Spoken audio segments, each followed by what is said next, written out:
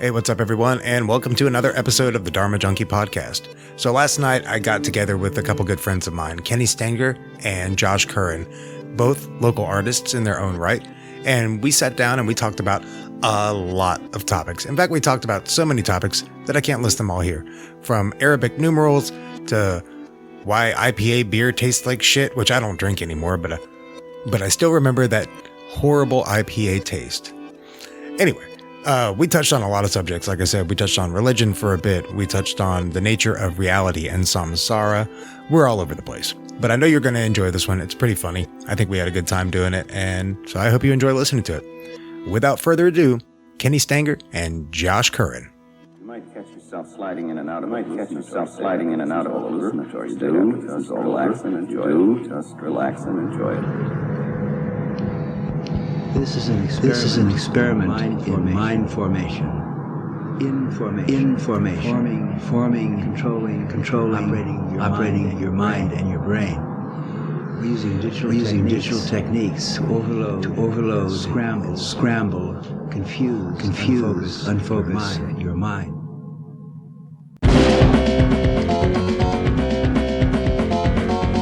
The natural state of the brain is chaos.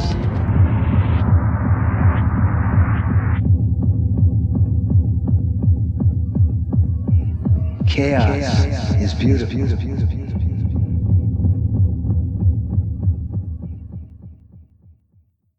Instead of regular sugar and no booster.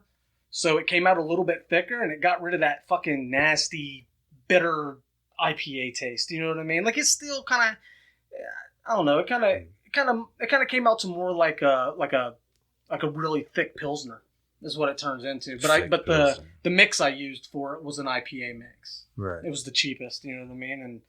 But it was pretty fucking good. Isn't it what makes IPAs taste like IPAs is the preservative they use in order to, because like they were sending it from India. Yeah, it's the hops. In order for it to not go bad on the trip. So they gave it a weird, like distinct taste. Yeah, I don't know, because there's some microbrew IPAs that fucking taste like, they taste like shit too. So well, it's just because it's IPA. Right. So it's because it's overly hopped. That's what he was saying. Yeah, and there's three factors ultimately when you talk about not necessarily what type of beer it is, but what the flavor is going to be. It's going to be one, what is the grain, or what is it made with? Is it made with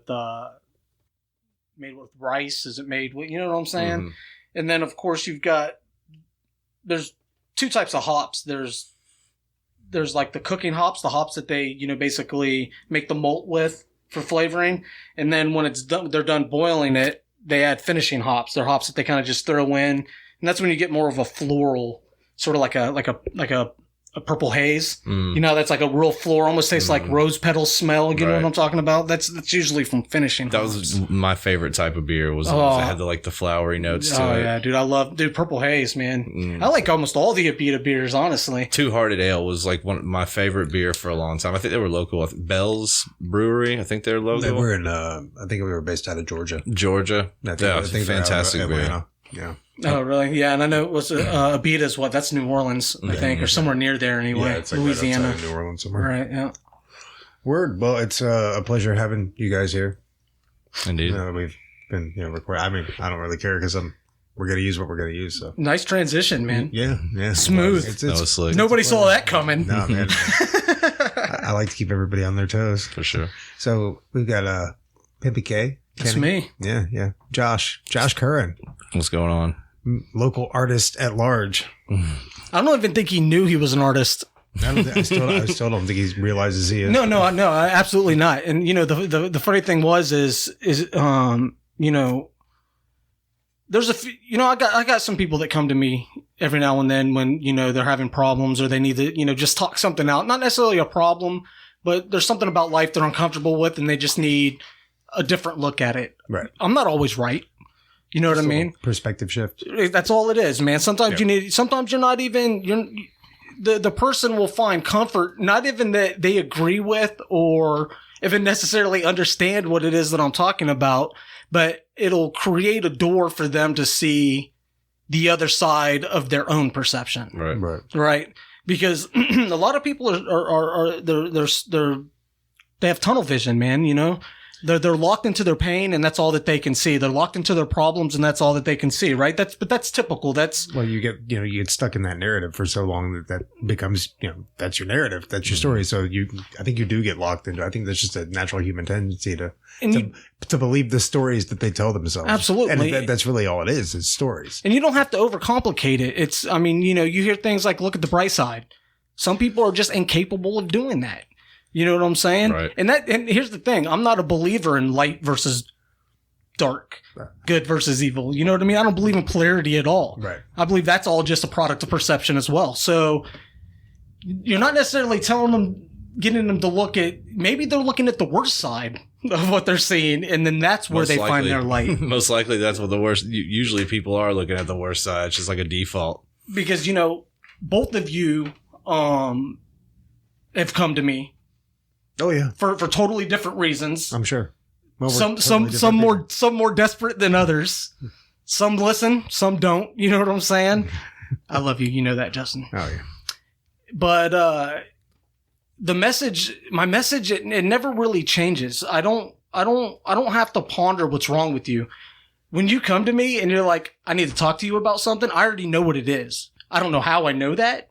I'm not saying I'm psychic because I'm not any of those things. If I was, dude, I would be in way better position than I am now. I think everybody's a little psychic. I think everybody is psychic. Of course, there's some intuitiveness. You know what I'm saying? I think that's undermined, but we can't. You don't need any of that. I think the right words are just always there. Does that make sense? Yeah. And I definitely don't want to say that I'm just like a channeler or whatever. You know what I'm saying? I'll say you're a channeler. But I definitely do feel like a lot of that stuff is channeled. You know what I mean? Because when I have these conversations with people and we're working through these problems, I don't even know what it is. I don't even know the information I'm giving. This shit just starts pouring out of me, and it's helping me as well. It's helping me see things that I was missing. Right. You know what I mean? And that's the reason I enjoy it, is because it's just as therapeutic and cathartic to me as it is for the person that came to me for the help. Right. Absolutely. Yeah. And sometimes even more for me than it is for them. Sometimes I don't break through. Right. But maybe it's a little selfish, but sometimes I don't feel bad either, because it's like, well, fuck, I got to that next step. So if I can keep getting to the next step myself, maybe I'll find what is needed to help them break that next wall down, if that makes any sense. Yeah, it makes perfect sense. So anyway, long story short, we all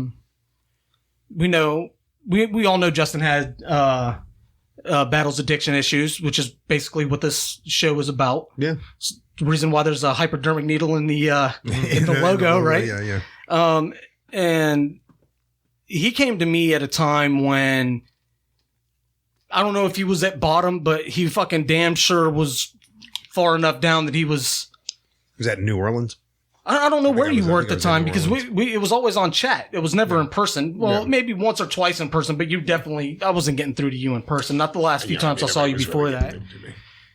And I never felt like I broke through at all. I never felt like you got anything. I mean, there was some times where I had to break, and you're not the first person I've had to do this. Sometimes you just have to tell people, shut the fuck up and listen. You're not listening.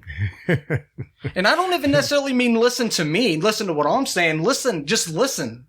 There's a few of those times for sure. Stop allowing your mind to run at such a pace that you're not taking anything else in, because you're bottlenecking the fucking, the tunnel of information with all your own stupid shit. You know what I mean? And I think a lot of people have that problem. I think everybody has that problem until you break the habit of doing that. Mm-hmm. I think everybody has that.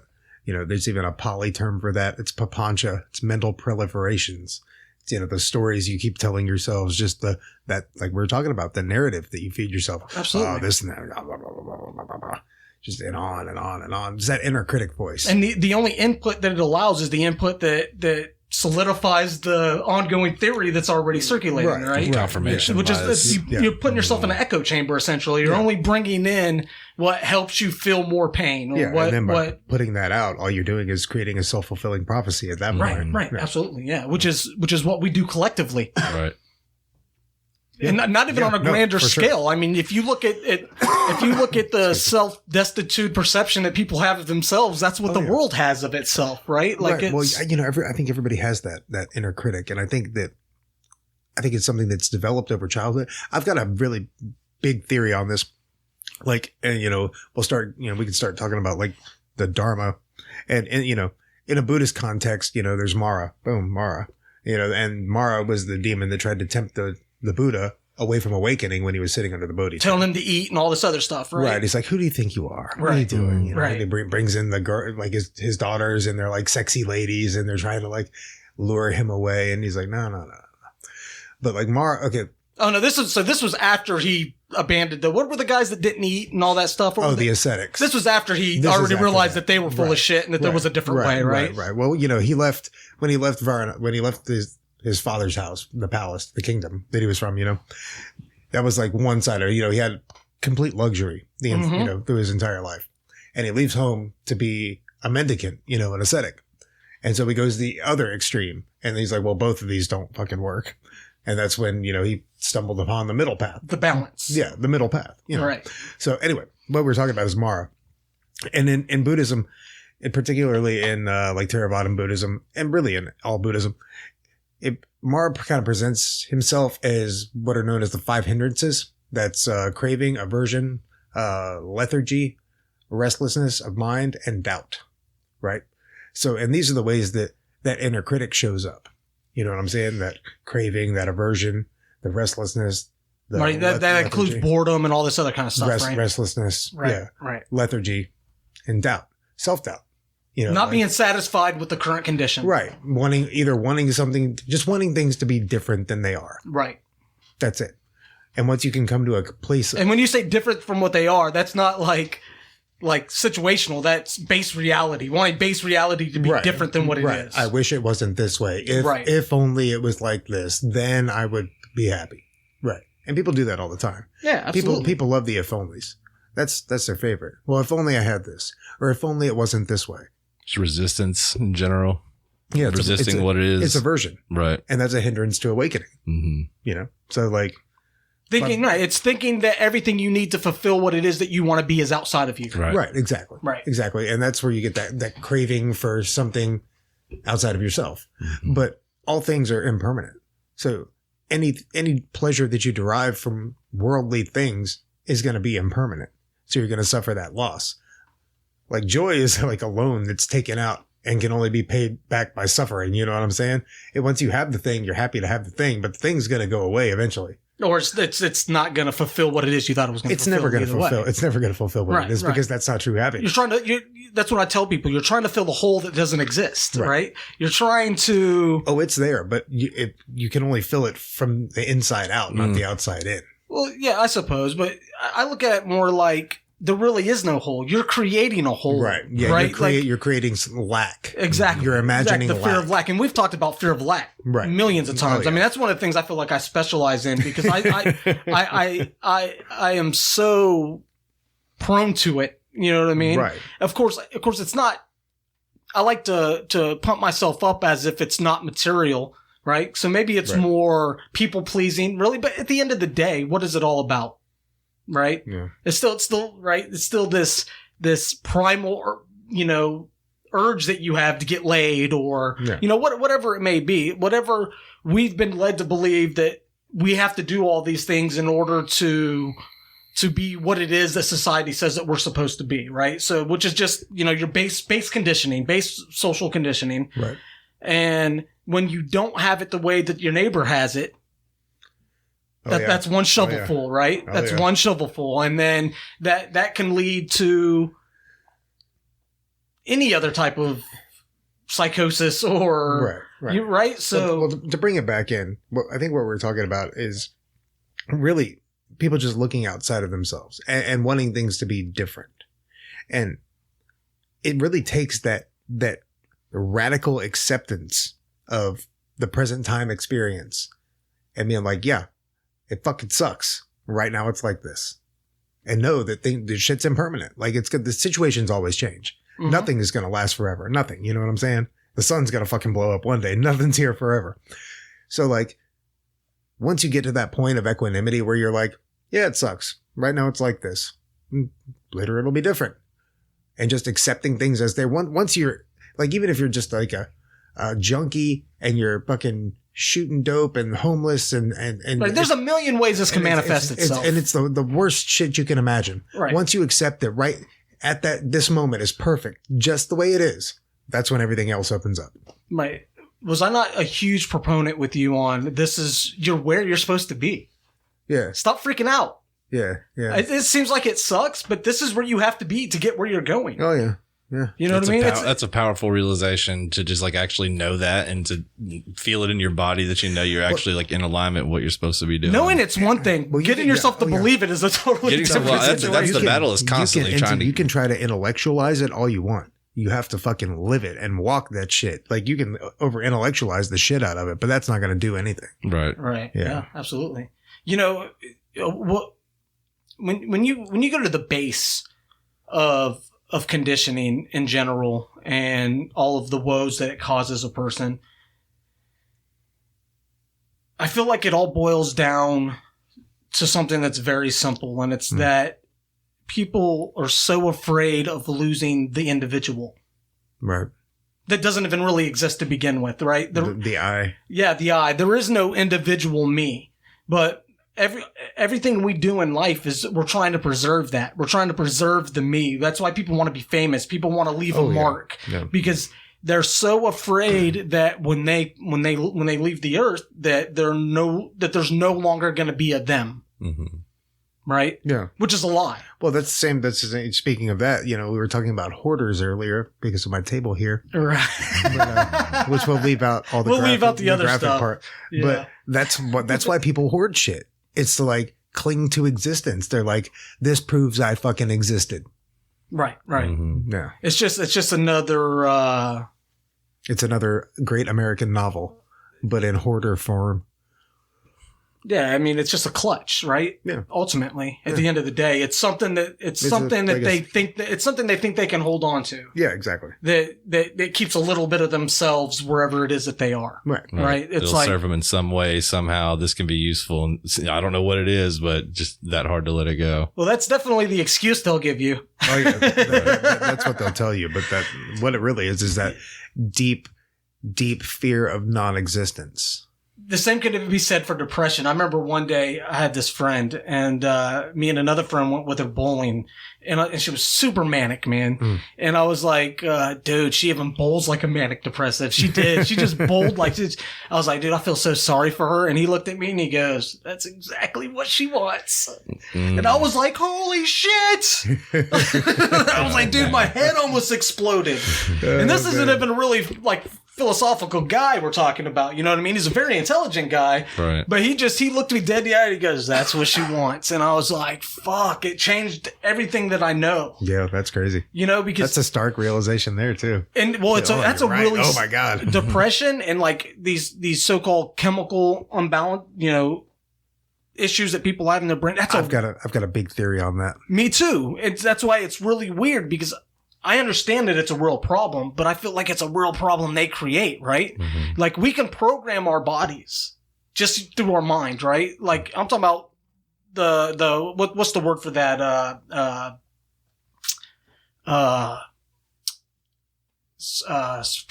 don't know. Help me. Where your head can create physical manifestation of issues. Okay. No, I know what you're saying. It'll hit me in a second. I'm brain farting on the physiological. Okay. Physiological.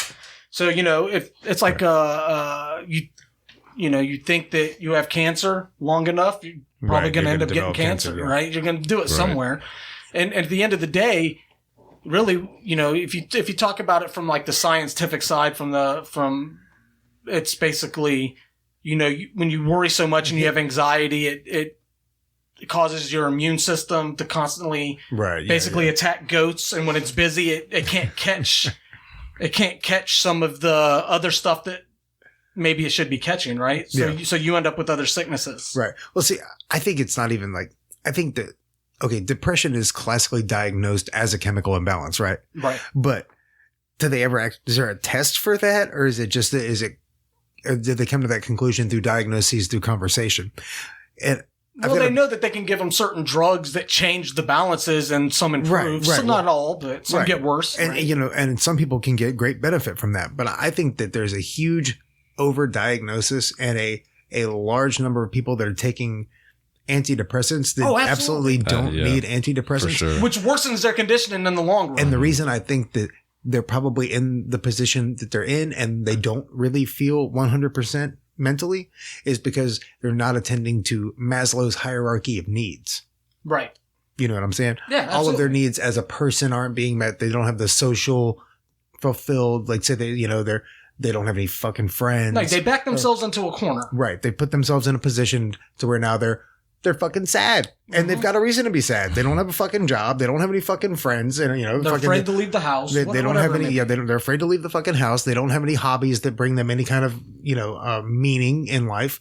There's nothing that they have that provides them any joy. Of course they're fucking sad. Right. So like, let's get all that addressed and then go back. And once all those things are attended to, then let's discuss if you're still feeling the same way you were, then let's maybe talk about antidepressants and things of that nature. But I think the way that they just fucking throw pills at people, it's like, yeah, well, like, let's talk about your life. What's that look like? You know? All right. Let's get that in order first. And once that's in order, then if you still feel like shit, maybe it's a chemical imbalance. But maybe your life just fucking sucks. Yeah, some of these people just need a push. Right. Right? Yeah. They just need to be pushed out of their comfort zone a little bit so that way they can learn how to be with themselves. Yeah. Ultimately, right? Yeah. Instead of this whole scenario of escapism that they start diving down rabbit holes of, right? Because that just gets worse and worse as time goes on. Well, Blaise Pascal said that all of mankind's problems stem from his inability to sit in a room quietly by himself. Right. That's real. Yeah, just being with yourself is a scary proposition for people. Oh, yeah. Very much so. And what's worse for them, typically, and even me at times, is knowing who I really am. Meeting the true me. That's a scary proposition. Oh, yeah. And I'm pretty well evolved in terms of knowing myself, right? Right. But I'm nowhere near where I need to be. I know that. You know what I mean? I don't even know where I need to be. All I know is that I need to constantly be working on that. Right. There's no destination. It's just a process. There's no end goal. Right. Just knowing that you're not going to find it out here. Right. Yeah. We know where it comes from and where you're going to find it, right? Yeah, absolutely. But it scares the shit out of people to go in there. Oh, yeah. That's a room people don't want to enter. Well, it's a scary fucking room going down. There's a lot of scary fucking history in that room. You know what I'm saying? There's some crazy shit down in the basement, bro. Yeah. Where the skeletons live? You ever seen a fucking horror movie? Yeah. There's scary shit in that basement, bro. Dude, I don't think I've ever entered a good meditation and said, I'll be right back. Yeah. Because you know what'll happen then. Yeah. Yeah. I feel sorry for the brothers because they're the first ones to die. Yeah.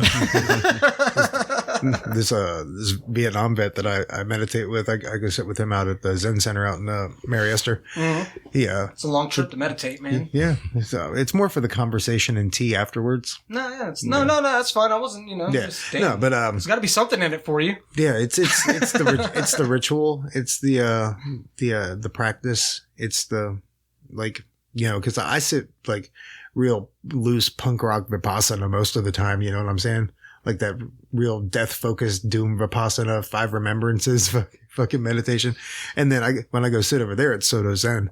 So it's just silence. Right. Just, and they do like recitations, which is pretty interesting to be a part of. It's cool, man. Like I enjoy it. And I really enjoy the structure of it because he's a Vietnam vet. He's ex-military. So it's very fucking precise. Right. You know what I'm saying? Right. And like, by the book. Right. And I'm so fucking free and loose with my practice most of the time that I think I need that to balance, So I bring both of those worlds together, like that really hardcore ritual of the Soto Zen and then the fast and loose kind of punk rock vipassana. See, I'm more of a proponent of, you ever watch Leo? No. The actualize.org guy? No. He has a YouTube channel. Check his stuff out. He's I don't want to call him opinionated, but he's definitely locked into his beliefs or whatever. And he really preaches the do absolutely nothing meditation is what he calls it. Yeah. Right? That's pretty much like Soto Zen. Right. Yeah. Exactly. It's the clear mind. Yeah. But he's big on fuck your posture, fuck any of this other shit. Sit down, lay down, whatever it is you can do without falling asleep. Nah, we're not here to take a nap. You know what I'm saying? And start off by just feeling your body. Right? Because if you've ever started a meditation like that, which I know you have. Well, I mean, that's the first foundation of mindfulness is breath and body. Right. See, I started off with breath and then learned about the body stuff later. And the body stuff is crazy. That'll zip you off into fucking delta waves in fucking no time. That's where I'm at right now. I just developed a connection with my body in like the last year, started doing the Wim Hof breathing, and holy shit, we were talking about that the other night. It's like the coolest thing nobody gives a fuck about. Like I get to just get these messages from my body constantly, and like nobody else cares to really like get that connection.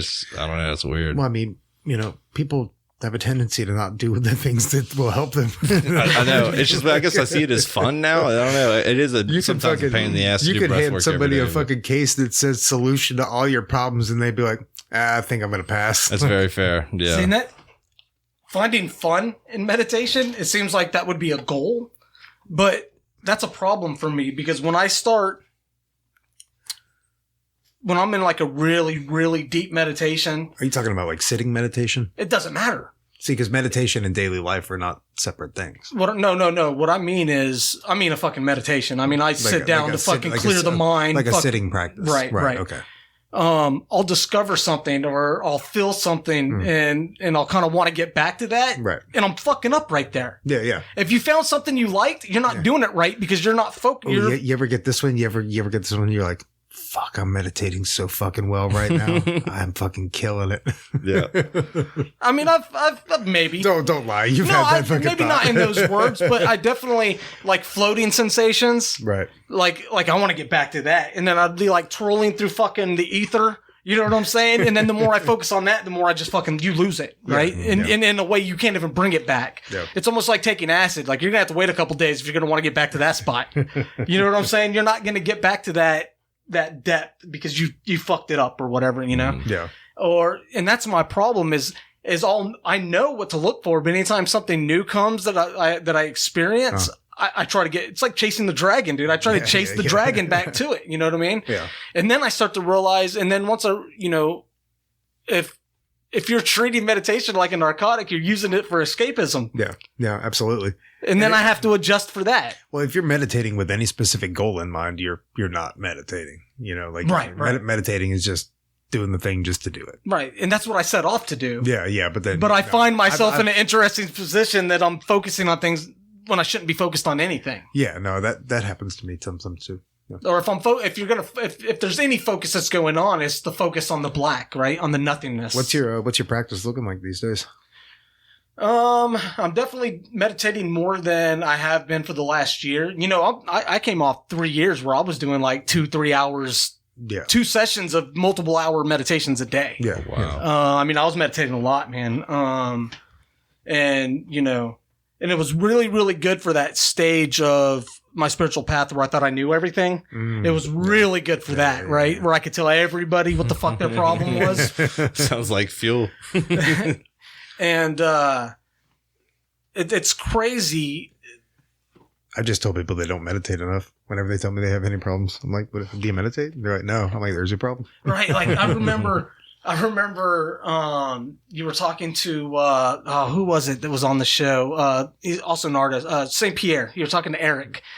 And he had all these like philosophies. He's a fucking super smart guy, always has been. And he was talking about all of this like metaphysical work and meanings. And you're like, "Do you meditate?" And he was like, "I do a sitting meditation." Or I feel like I do a walking meditation, or I'm constantly meditating throughout the day or something like that. And you're like, "No, do you ever sit down and meditate?" Right. And he's like, I tried it once. It didn't work. It's like, what do you mean work? That's like, just define work. See, that's the other thing. That's if you feel like your meditation didn't work, that means you were expecting something out of the meditation. Exactly. What were you expecting? Yeah. Yeah. See, that's a rabbit hole of its own. Oh yeah. Yeah. But that's where growth comes from. It's easy to get locked into that though. It's easy to come into it, like, especially if you're very new to meditation and you don't really have. No, I don't think it ever ends. I think you're always. Well, the goal is awakening, right? Yeah. Well, what is that ultimately? What is that though? For me, like, I don't think that there's any like flash bang, boom, there you are, like awakening. I think it's like. I think there can be things like Kundalini experiences and stuff like that. I think those do exist. Yeah, for sure. But I mean, what is awakening? For me, awakening is a reduction in reactivity. So every time I'm like faced with a situation that used to like fuck with me like hard, and I'm just like, that's a small awakening. Right. You know what I'm saying? Like, I think there's too many people that confuse being awake with being enlightened. Yeah. And those are two totally different things. And the way I like to explain that to people is when you wake up, you realize you're blind. When you're enlightened, you can finally see, right? When you're awake, the veil's still over, but at least now you know you are blind and you're not walking around thinking that you see when you don't. Right. Does that make sense? Yeah. Yeah. It's like you're definitely still blind, but you're awoken to the fact that you're in a prison. Yeah. Well, and in the same right, I think, like I said, I think those are like small awakenings. And I think that, like I said, it's just a reduction in reactivity. I think it really is just that simple. It's like it's stated in the Satipatthana Sutta, it's the liberation of suffering. And that's an awakening. So like when you are faced with a situation, like I was saying before, that you normally would have had like a pretty bad reaction to, and now you meet it with ease, that's an awakening. So I think we all have small awakenings. And that's why I said I don't think there's any like grand fucking like fireworks going off. For most people, that's going to happen slowly over time. Probably slower than they would like, right? Because you basically go from a what the fuck was that to a, oh, I needed that. Right. Right? I don't know why yet, but I know I fucking needed that. Yeah, when you stop letting things piss you off and you start looking at everything as a teacher. Oh, absolutely. Yeah. When you start authentically thinking whatever for an experience that was complete horseshit. You know what I mean? Like that was fucking bad. But I am truly thankful that it fucking happened. Oh man. That's an awakening. Yeah. I did that the other day with my girlfriend. We had gotten into this argument. That's a very common place for those to happen. And I messaged her like 20 minutes later and I was like, hey, I just wanted to say thank you for that. Because, you really taught me something about myself that I didn't see before. And she was like, so you don't have to be fucking sarcastic. And I was like, no. Like, I'm being 100% for real with you right now. But basically it's, thank you for, making me accept what I already knew, but acted like it didn't exist. Yeah. Cause that's what it is ultimately, right? It's like, thank you for making me stop lying to myself. That's it. Yeah. Thank you. Finally. Yeah, that's a good Finally, I can fucking admit that I'm a fucking piece of shit. Yeah. There is no changing me. Yeah. There's only accepting what is already here, which brings us back to the integration of Shadoow, right? Like that's the whole idea. Right. Stop pushing it out of your mind. Stop saying, fuck, I can't believe I've done this or I've done that or, oh yeah, you did it. What kind of person I used to be or what I still think about sometimes and what I still want to do, even though I don't allow myself to do it. No, that is you. Yeah. I'm not saying you have to tell everybody about it because that could get you in trouble, but you have to at least admit to your fucking self that that is who you are. Yeah. That is you. Right? Yeah, absolutely. And that's Jungian as it gets. Oh yeah, no, that's Jung in a nutshell. That's you, dude. Yeah, for sure. And once you accept it, you slowly start seaming together that ego and that shadow. Because, that's the other thing. Everybody wants to run from the ego. And what is my quote? What was it? Your ego is the part of you that'll get you out of the burning building, but it's also the part of you that set it on fire. Exactly. Yeah. It's your higher self won't pull you from a burning building, but your ego will. Oh, for the only problem is the ego probably lit the fire. No, the ego did light the fire. Yeah. Right? Because all of these challenges and tribulations that we go through in life, they're all very small bumps that we swell up into these huge fucking mountains, right? It's the whole mountain from a molehill thing. Yeah. We create turbulence. Oh, yeah. Yeah. That's us. We control the frequency that we ride on. Right. Yeah. Period. I'm the heir of my words and actions. I'm trying to explain to my wife right now, listen, I might say something that hurts your feelings, and I might have been wrong for expressing it in the way I did, but I did not make you sad. I did not make you unhappy. You chose that emotional response, and she does not get this. They don't like hearing that. They don't. No, people in general. But much less your significant other. I'm speaking from personal experience. No, absolutely. That's the last person you should be having. You should be sending her to somebody else for that conversation. Absolutely. Ultimately. Absolutely. And I've gotten to the point where I do, because I don't I can't involve myself like that. I mean, I'm in this for a relationship, not to try to change anybody or help them change themselves. Like that's up to them. If they have questions, I'm happy to answer them.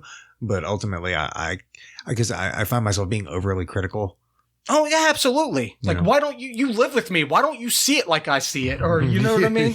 And that's how it is. Yeah, that's how it is. There's no skirting around that. You're not the person that should be delivering that information, and you know it. And it's self-indulgent that you do it. Right. It's arrogance. It is. It's spiritual arrogance. Which is why I've stopped doing it. Right. I'm not quite there yet. I know better. I mean, I can explain why I'm a dirtbag. Yeah. You know what I mean? And just the fact that I'm there, maybe I'm not doing a lot to fix it, but the fact that I'm accepting it and I know that it's me, that's a big place to be. That's sewing a little bit more of that shadow back onto your body, right? Just like Peter Pan. That's a big place to be. Just to like even Peter Pan. admit that and recognize that. There's a lot more than a lot of people do. That's the step, right? I don't know if there's even a step before that. Right. Everything's a step, right? Yeah. Atoms never touch, but we can try as hard as we want. Oh, yeah. Yeah. Right? Yeah. I find that man, that shit's fascinating. That's a long conversation. I don't want to get into a scientific conversation because I'm not a scientist. Yeah, but I sound like an idiot. You got to admit, though, I know where you're going with that, like the whole solidity thing. Yeah. Like the whole fact that an atom, like you even talk about the dense atoms, like a hydrogen atom, and it's like 0.00036 mass. Basically, it's not. Yet everything around us that's solid is made of these atoms that have no solidity. Yeah. How does that work? You know what I mean? And they blink in and out of existence sometimes. Superposition. Yeah. Like, what are y'all talking about? Well, what they're made out of does. Yeah, absolutely. The photons, 2 places at one time, all that stuff, because everything is light and vibration. Right. Well, same thing, right? Mm-hmm. Like light, sound is light. Mm-hmm. At different frequencies. We don't have to get into that, though. I mean, we could. We definitely could. Staying on this shadow thing, let's get into Josh's art. I want to talk about that. And what we can do when this drops is we can have him put a couple things together. Maybe it would have been cool to have a couple that we could have looked at and talked about or whatever. I mean, we could pull some stuff up. But it's not out of our realm of possibilities. That's true. That's true. We can do that. Do you have something in particular? Now that, let me give a little bit of a backstory on this. And you got to hold me to this so we don't go somewhere else because you know that'll happen. Oh, yeah. We'll get to real easy. Like we were talking on the, at the beginning of this, just talking people do certain things. Josh came to me, I don't know, it was about a week and a half ago, something like that.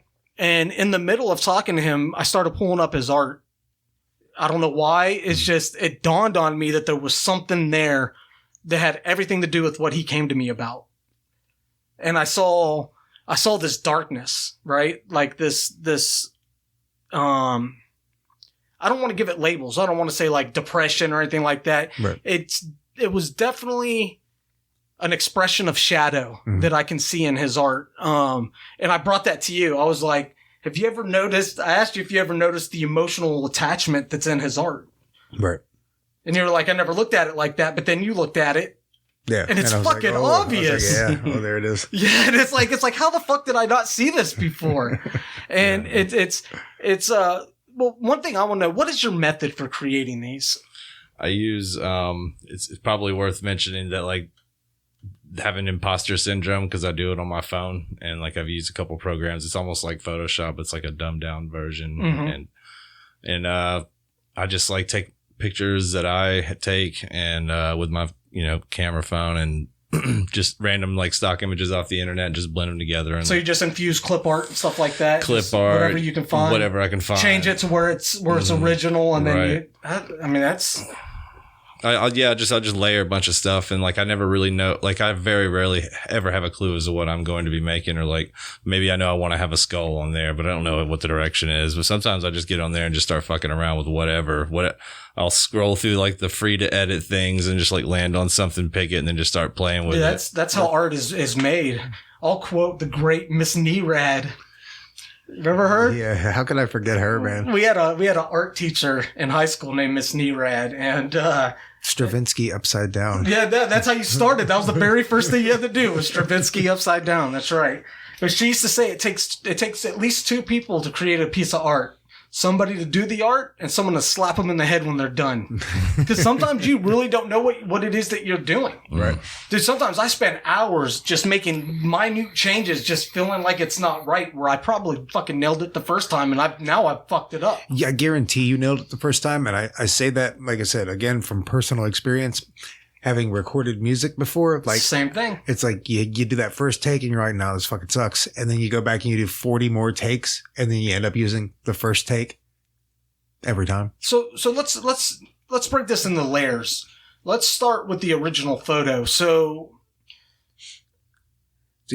you just scroll through and like random, like, or... Well, no, what I want to talk about first is the original photo, because everything, all the base of all of his art starts with a photo he takes. Right. Not all of it. So, like, sometimes I'll, like, there'll be times that I'll be just scrolling through Instagram and, like, purposely just be, like, know that I want to be inspired. And, like, I know I'm going to find something cool in there just because, I don't know, it's Instagram. And I'll get like kind of an idea for something. That's sometimes, but most like recently, the last few months, I've really been, and like I only just recently like accepted that I was an artist in the last couple of years, like really to actually, you know, to say it to myself and actually believe it. And the art changed really dramatically. Then I actually was able to like learn from them as I was making them, and it was super fucking cool, and it still is. But I'm usually not usually, but like I'll be on the roof at work and take pictures of clouds.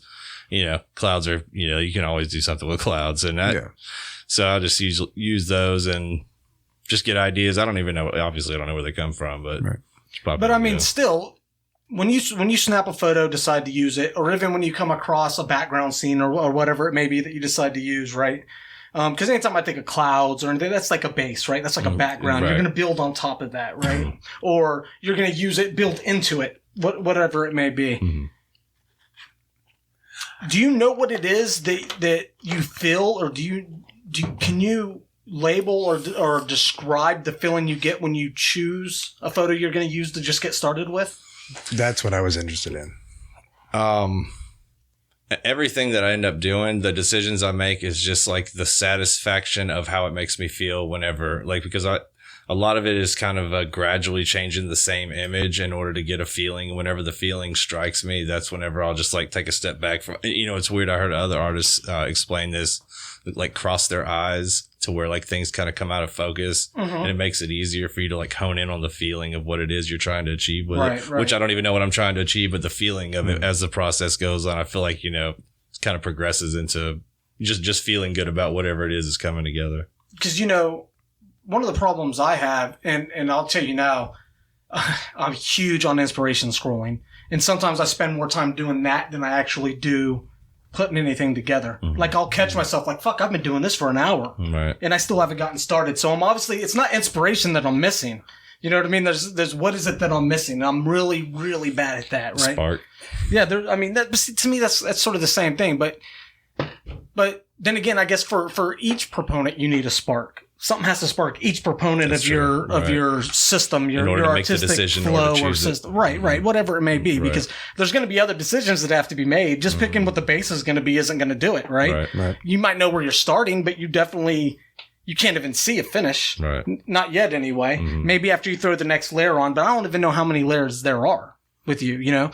So I know, so you have a background, then you kind of get a focus subject, like a foreground thing, and you blend it in with the background where it kind of looks like it's extruded from it. Like it almost has like a 3D effect. Right. Like, what's the process for that? It's, so in order, like for each layer that I add, there's, at the bottom when you scroll down, there's like blend options for like a darken, multiply, overlay, all that stuff. And then scrolling through that, and then again, just like clicking whichever one complements it in the light that I want it to be. So you don't understand the blend options really. You just scroll through till you find one that looks right to you. Well, I've started learning what the and that's okay. That's what I was going to say. Do that, because man, that's a huge step. You know what I mean? Understanding what fundamentally what each one of them do. Right. You know, one might get rid of light, whatever. One, only shows shadow, whatever it may be. Right. Understanding what those are, you'll know which one to go to, or which 2 or 3 you're probably going to want to select from. You know what I mean? It's funny that you mentioned that, because like that is something that is on my mind, and it would kind of like bother me, the fact that I don't know what I'm doing while I'm doing it. And I'm like, so how do I call myself an artist if I'm just willy-nilly fucking throwing shit together and then, oops, it's cool, I think. No artist knew what they were doing the first time they made a piece of art. And I'm not traditionally trained. You know what I mean? So a lot of these style concepts and things like that I've just learned over time. You know what I mean? And I don't even still know the names of all of them. You know what I mean? when it comes to stuff like typography and stuff like that, you know, that's all part of this whole fundamental of you know, digital art or whatever, or just graphic design in general. And I don't know most of that stuff. And that sets me apart because there's some really talented people that did go to school for this. You know what I mean? And I feel like I can never catch up with that. Right. You know, but then again, that's just me sort of comparison game. Right. That's all it is. Yeah. That's me. I love that. I love trying that to be game. somebody else. Yeah. I love that game. It's fun. But I mean, that's all anything is. Right. We're not doing anything original. No. Everything under the sun is been done before, right? We're just everybody's picking from the same fucking pool of clip art pictures out of the ether. You know what I'm saying? Or musical notes, there's or no new chords, ideas. Progressions. All that shit exists. Somebody else has done it. We're just grabbing them and piecing them together the way that we see fit. Right. Yeah, I think everybody's just looking for meaning. I think that's all it really amounts to. Yeah, dude. It's just looking for meaning. You want to be really depressed? Not really. Look what fucking... Not particularly.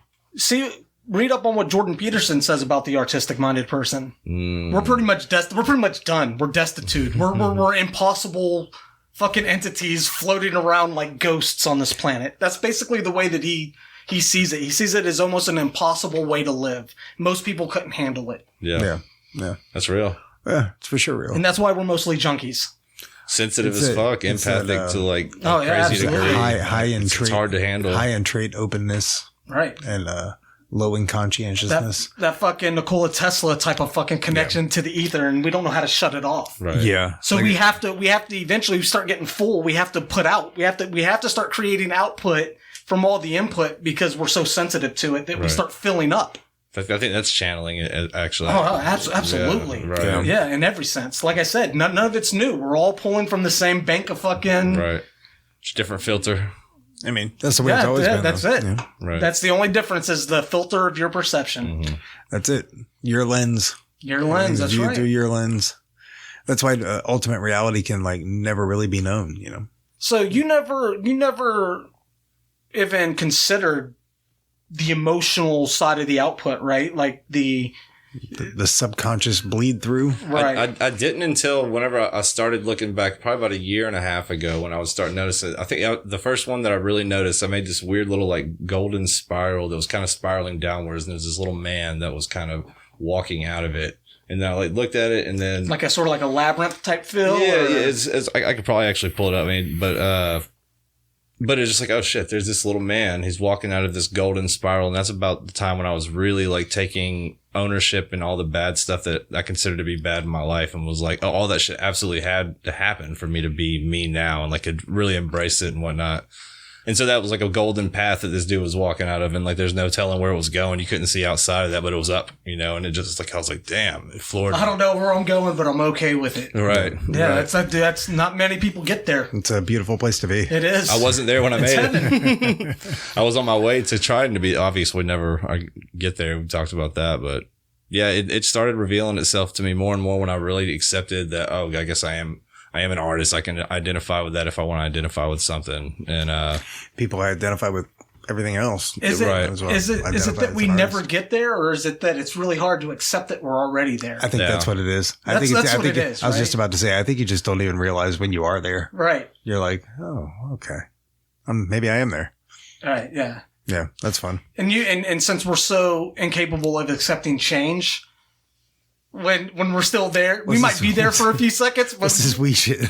one little thing changes. Right. What's this wee shit? My bad, Buddha. I forgot. Now change is man. Nobody likes change. But, you know. Nah. It's almost. That's the fundamental. It's almost comical how much we hate change. No, that's the cause. Yeah. Right? Like that is the cause. It is the cause. It is the cause. You know, we're all riding a frequency, and we don't like the way it makes our tummies feel when we're going down the hill, so we try to change it, right? And then we just make it more turbulent. More and more turbulent. Lower and lower. Yeah, it's a bumpy ride. Well, yeah, it is, but we're making it bumpy. That's the problem. Yeah, exactly. You know, it's like in the first verse of the Dhammapada. It's like all suffering is made of mind. Right. You know? Yeah. It's like your mind can be your best friend or your worst enemy. It's really up to you. Right. I mean, and there's a lot of people out there that discuss this, even even more modern, like, Eckhart talks about the pain body, same thing, right? This acceptance, you convince yourself that you've accepted that the way it is just the way that it has to be. Right. Right. Yeah. But but what it is you're refusing to accept what it really is. You're accepting a false belief, basically. You're accepting this inaccurate input from the outside. Yeah, and then you're repeating that belief to yourself. Ad fucking nauseum until you now believe you are what everybody else thinks that you are. Right. Well, that's all you wanted to be anyways. Oh, of course. That's what you thought you needed. Yeah. Right? Because when you were a child, you didn't give a shit. Right. Right? Well, yeah, up to about age 7 or so. I don't know. There's been a lot of studies on that too, but there's a point where, even in the Bible, right? Like the whole thing is to be like a child, to have the mind of a child, right? To be free. Right. At play. Right? Because that's really before you even, it's really when you get the true notion of, self-awareness. Yeah. That point in your life where you're like, fuck, I'm here. What? Why am I'm here? I'm here? What? Why the fuck am I here? What is here? Yeah, what is this? That's when you start losing who you really are. Yeah. At that point. Yeah. You start becoming the place that you think you're in. Yeah, you become a product of environmental factors. You become the world. Yeah. You're no longer in the world. You become the world. Right. Right? Which is, there's a bit of irony in that. Actually, because when you get to the end of that is what you are. Actually, I think I think you've got it backwards. I think you go from being the world as a child, and that's why you have that view. Yeah, that's to becoming within the world. I accept that, and that's because that's fine. That's when the ego starts developing, and then you get that dissolution of through terms of non-duality. Through terms of non-duality, absolutely, you're everything. Yeah, but I don't remember thinking that. Well, I remember not even. Well, I guess you are right because you don't have awareness of self yet. Right. That's true freedom. Yeah. Because you're not protecting a meat bag yet, right? Yeah. Right? You're just wild and free. That's why you do crazy shit that you could kill yourself and whatever. Free. Exactly. You're not protecting anything. Yeah, you don't have the self-awareness. You're like just an animal. Right. You're like my cat. The ego program is still booting up. You're like Dr. Spaghetti in there. You're just fucking pet me and then let me bite you. Yeah, wild now. Just wild now. Like, I'm gonna do what I want because I have look how cute I am. I have no connection to trash that's gonna make me do otherwise. Right. Yeah, that's what. Yeah. In terms of non-duality, it's backwards. But you see where I was going with that. You're nothing. Yeah. Which is, but when you get to the end, you realize you're nothing and everything all at the same time, right? Right. Because all this shit that we create, all this turbulence, all this bad stuff, we have to come to terms with. That's what we are. Yeah. You can spend 1,000 lifetimes trying to run from ego. You're not getting away from it. No. There is no you without ego because ego, shadow, higher self, all these fucking esoteric terms, they all have to come together. They are one thing. Yeah. And once you find that just within this within yourself, that's not even the end, right? Because now you've got to go through the challenge of realizing that you're everything else too. And the saga continues. Right. And the saga continues. And I think by the time you get to that point, you're so caught up in this fucking overwhelming bubble of light or however it is that you fantasize it is, this divine darkness or emptiness, nothingness, whatever it is, however it is you perceive it, which we can't perceive, by the way. We can't even imagine what that's like. We know it exists and we both know what I'm talking about, but this divine nothingness, it's not like Fantasia. You know what I'm saying? Like it's not black, but that's how we want to picture it because that's the only way we know how. You fucking wish it was black. Right. You gonna wish it was black. Jesus Christ. I've come out of a couple DMT experiences where it was like, fuck, I love my ego. Right. Oh. Thank God I'm not there anymore. I am me. I am fucking me. I remember I was at your house when you were over off Blue Angel. Or not Blue Angel, but over on the other side, over by Yeah, over there, by downtown. And I know you remember this. It was a pretty heavy dose. I don't think I'll ever forget that. And it was not a very the coming down was not a very good experience because I started as, you know, the color, what are those, I think it's the Buddhist things, like with the different shapes and colors, starts with an M, I think. Mandela, like as the, you know, the divine Mandela starts to fade. Right, the chrysanthemum. I get this vision that the world is on a loop. And I've done all of this before. And I watched it go through 5 or 6 times, and it's happening at a speed that you couldn't even imagine. But the ego itself is sort of this program that slows it all down so you can really bring it in and feel it, right? Oof. And Justin runs out of the kitchen and he goes, "None of it's real." And I kind of chuckled a little bit and then went back in. And then when I came out, Justin ran out of the kitchen again and goes, "None of it's real." He only remembers doing it once. I saw him do it about 5 or 6 times, and it scared the shit out of me. I can imagine. Well, it was most definitely one time. It was most definitely one time. Everybody has this fear when they do any type of hallucinogen that they may never come back. They may never come back to base or whatever. Right. Even though they don't even really have an understanding of what base is, right? Yeah. That I had this back pain, and then when that started flowing back into my body and I started having physical sensation again, like, it was so fucking comforting, man. Thank Jesus. And Justin, I mean, he the way he explained it was perfect, and he was right. It's because, you know, we're not supposed to be there with ego. We're supposed to be there without it. And the fact that we had this luggage with us, it makes it a very heavy and daunting experience. And I wasn't scared in terms of like bad trip. It wasn't like that really. But you can ask, I was stomping my feet. I was like doing I was like, this needs to go away. This needs to go away, because I kept seeing this fucking looping image over and over again.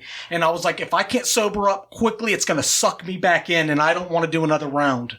Yikes. But that's what it is. That's Samsara for you. It's not, the scariest part was that for a month later, for about a month or so, especially when you do a big dose like that, you experience things and you have moments that are of clarity that aren't necessarily things you wanted to know, but now you do, and there is no one knowing, right? Yeah. And one of those things was that is how it is. That is what we're doing. Yeah. We're in this we've gotten desperate. We as a collective, as an individual, as a one, have decided that we want to know everything that we can, and the only way we can do it is to fucking cycle through this infinite loop of fucking everything. Some of it happy, some of it whatever. It's all the same thing. Yeah. It's all the same fucking thing. It's all the same code. It's all, you know, the change might be 1 grain of sand on a beach in fucking Tahiti. And that's the only change, but you're going to have to go through that whole fucking loop because you want to know every bit of information that's involved with it. And that's what we're doing. I have no doubt in my mind that is what I saw, and that is how it is. And it still does not sit comfortable with me because it makes me feel like, fuck, this doesn't ever go away. This is how it always is.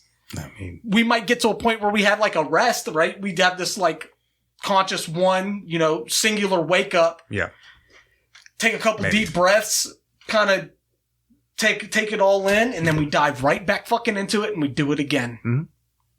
That's Samsara. That's what Source is doing, us, and that is us. All of us are the same fucking person, right? Yeah. You split yourself up because you realize that the more of me there are, the more experience I can have, so the more fucking intake. We're like fucking Johnny Five. We need intake, and that's all we're fucking doing. You're the universe experiencing itself. Dude, can you imagine what it is when it first starts? No. How bland. No. There's no color. There's no nothing. It takes a long time to fucking... Black and white, yeah. No, there's not even that, right? Like, nothing. It takes so long to make something out of nothing. Yeah. And then now it's to the point where, fuck. And this might not even be as fucking, you know... what's the word? It's, you know, for just being fucking bundled. It's very... I don't know. I mean, there's many words we could use for that. There is, but you know, when something's overcomplicated, what's the word I'm looking for here? I don't know, but you're overcomplicating it right now. I am. Fuck it. But anyway, that's what happened, dude. And that was fucked up. That was fucked up, but I needed it. I needed to know. I still haven't quite processed what I need to do with that information. It's a lot of information all at once. Because I tell people about that, and very rarely do people have oh, you're full of shit. Oh, that was just most people are like, they kind of already had an inkling that that's what it was. Right. You know what I mean? Like, people kind of know. I think everyone knows. I think everybody knows. Yeah, that's one of the things we run from, right? I think deep down, everybody's pretty aware of it. They just don't even know that they're aware of it. Right. Which is why religion itself becomes an escapism. Yeah, yeah. Everybody's looking for the same thing, and they don't know they've already got it. Right? Old Peter, or the founder of Christianity, modern Christianity, if you will, right? Right. Which a lot of people believe was Constantine, by the way. After he accepted Christianity, which he never really did. He still went on to be a pagan, Yeah. But all that's nonsense, because even a lot of the pagan stuff is sort of just trash is thrown on the top to confuse people, right? Yeah. You start getting into the mystery schools and all this stuff, and you realize people were hoarding really valuable information, and this is what happens. The world we live in is the product. But that was part of the plan. Yeah. It was like, I'm going to make things really interesting to stop letting people know certain things and have them go through their whole lives guessing. Think about all of these possibilities that I can do, and that's just one. Maybe every time the cycle comes around, he just pulls one little piece of knowledge and says, let's see how they fucking fare now. Maybe. We're going to learn a lot about ourselves. Yeah. Good, bad, ugly, right? Like, we're going to learn a lot. Well, I mean, that's like, the whole point of, have you ever checked out the, the Buddhist Wheel of Life with, the 12 links of dependent origination? It's pretty interesting. Is that there's a depiction of that on one of the megaliths, right? That goes in a circle or whatever. I don't know. There might be. I don't know which site that is. I'll see if I can pull it up. There's one of the megalithic sites out there. That's fucking, way older than anybody likes to admit. However, people are coming around on that too. I don't know if you've noticed. Tepe. Oh, well, that's definitely the oldest as far as we know. Right. Right. That shit's crazy. Yeah, a lot of things people's a thing Rogan likes to say all the time, like the what's her name, Egyptian queen, Cleopatra in age was closer to the iPhone than she was the original building of the fucking pyramids. That's wild. That's fucking, shit like that's crazy. People have a misconception of time. When you look at the age of the earth and life, we're the last page. We're the last paragraph of that book. We're not even a full page. You know what I'm saying? Like, that's how long we've been here. It's fucking... It's crazy. But then again, I think there's a lot of evidence, and there's a lot of people coming around to the fact that we've been around and we've been doing this a lot longer. I think that's real. A lot longer than people like to admit, because, when we start talking about this cycle that I saw on DMT,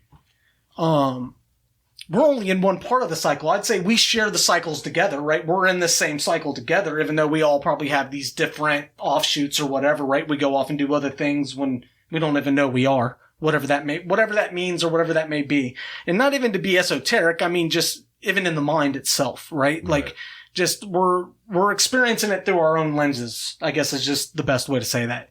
But there's other cycles that go on congruently. Right?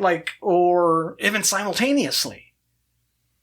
It's like alternate reality type theory-ish. Well, I mean, if you look at all of the religions, Buddhism, all of them, really, all of, at least the ancient ones, they all are pretty much in agreement that it's all happening at the same time, right? Like, right. Isn't that pretty much a universal agreement that all of this stuff that's going on, like, you start looking through, well, no, that's not what I thought it was. I thought that was the yugas, but maybe sort of a similar thing, right? Right. A similar idea, anyway. Although the yuga's about ages, this is really more about stages, right? Like, this is like, okay, here, this will lay it up for you. I'm glad I found that. Okay, so you've got on the Wheel of Life, you've got the Hell realm, the Preta realm, which is the Hungry Ghost realm, right? The human world, the heavens, and the Deva world. And this goes clockwise, or it doesn't go clockwise. It's not. So you put yourself wherever it is. It's nonlinear. It's nonlinear. Okay. So like you can, and this is a representation of karma, and the progression of okay, like at the bottom, it always starts with ignorance, and then it goes to like form, and then potential. And I can't remember exactly all of them. Alan Watts does a really good, there's a video on YouTube where he describes it very well. But you move through these different stages of life. Like you start with ignorance, and then there's form, and then potential. And then, like I said, consciousness and perception. And so there's all these different realms that you move through in your journey of life, and really day by day, moment by moment. And you're progressing through one of these. You're progressing from one of these to the other, and it's non-linear. So you don't go clockwise or counterclockwise. You can jump from ignorance to perception, skipping.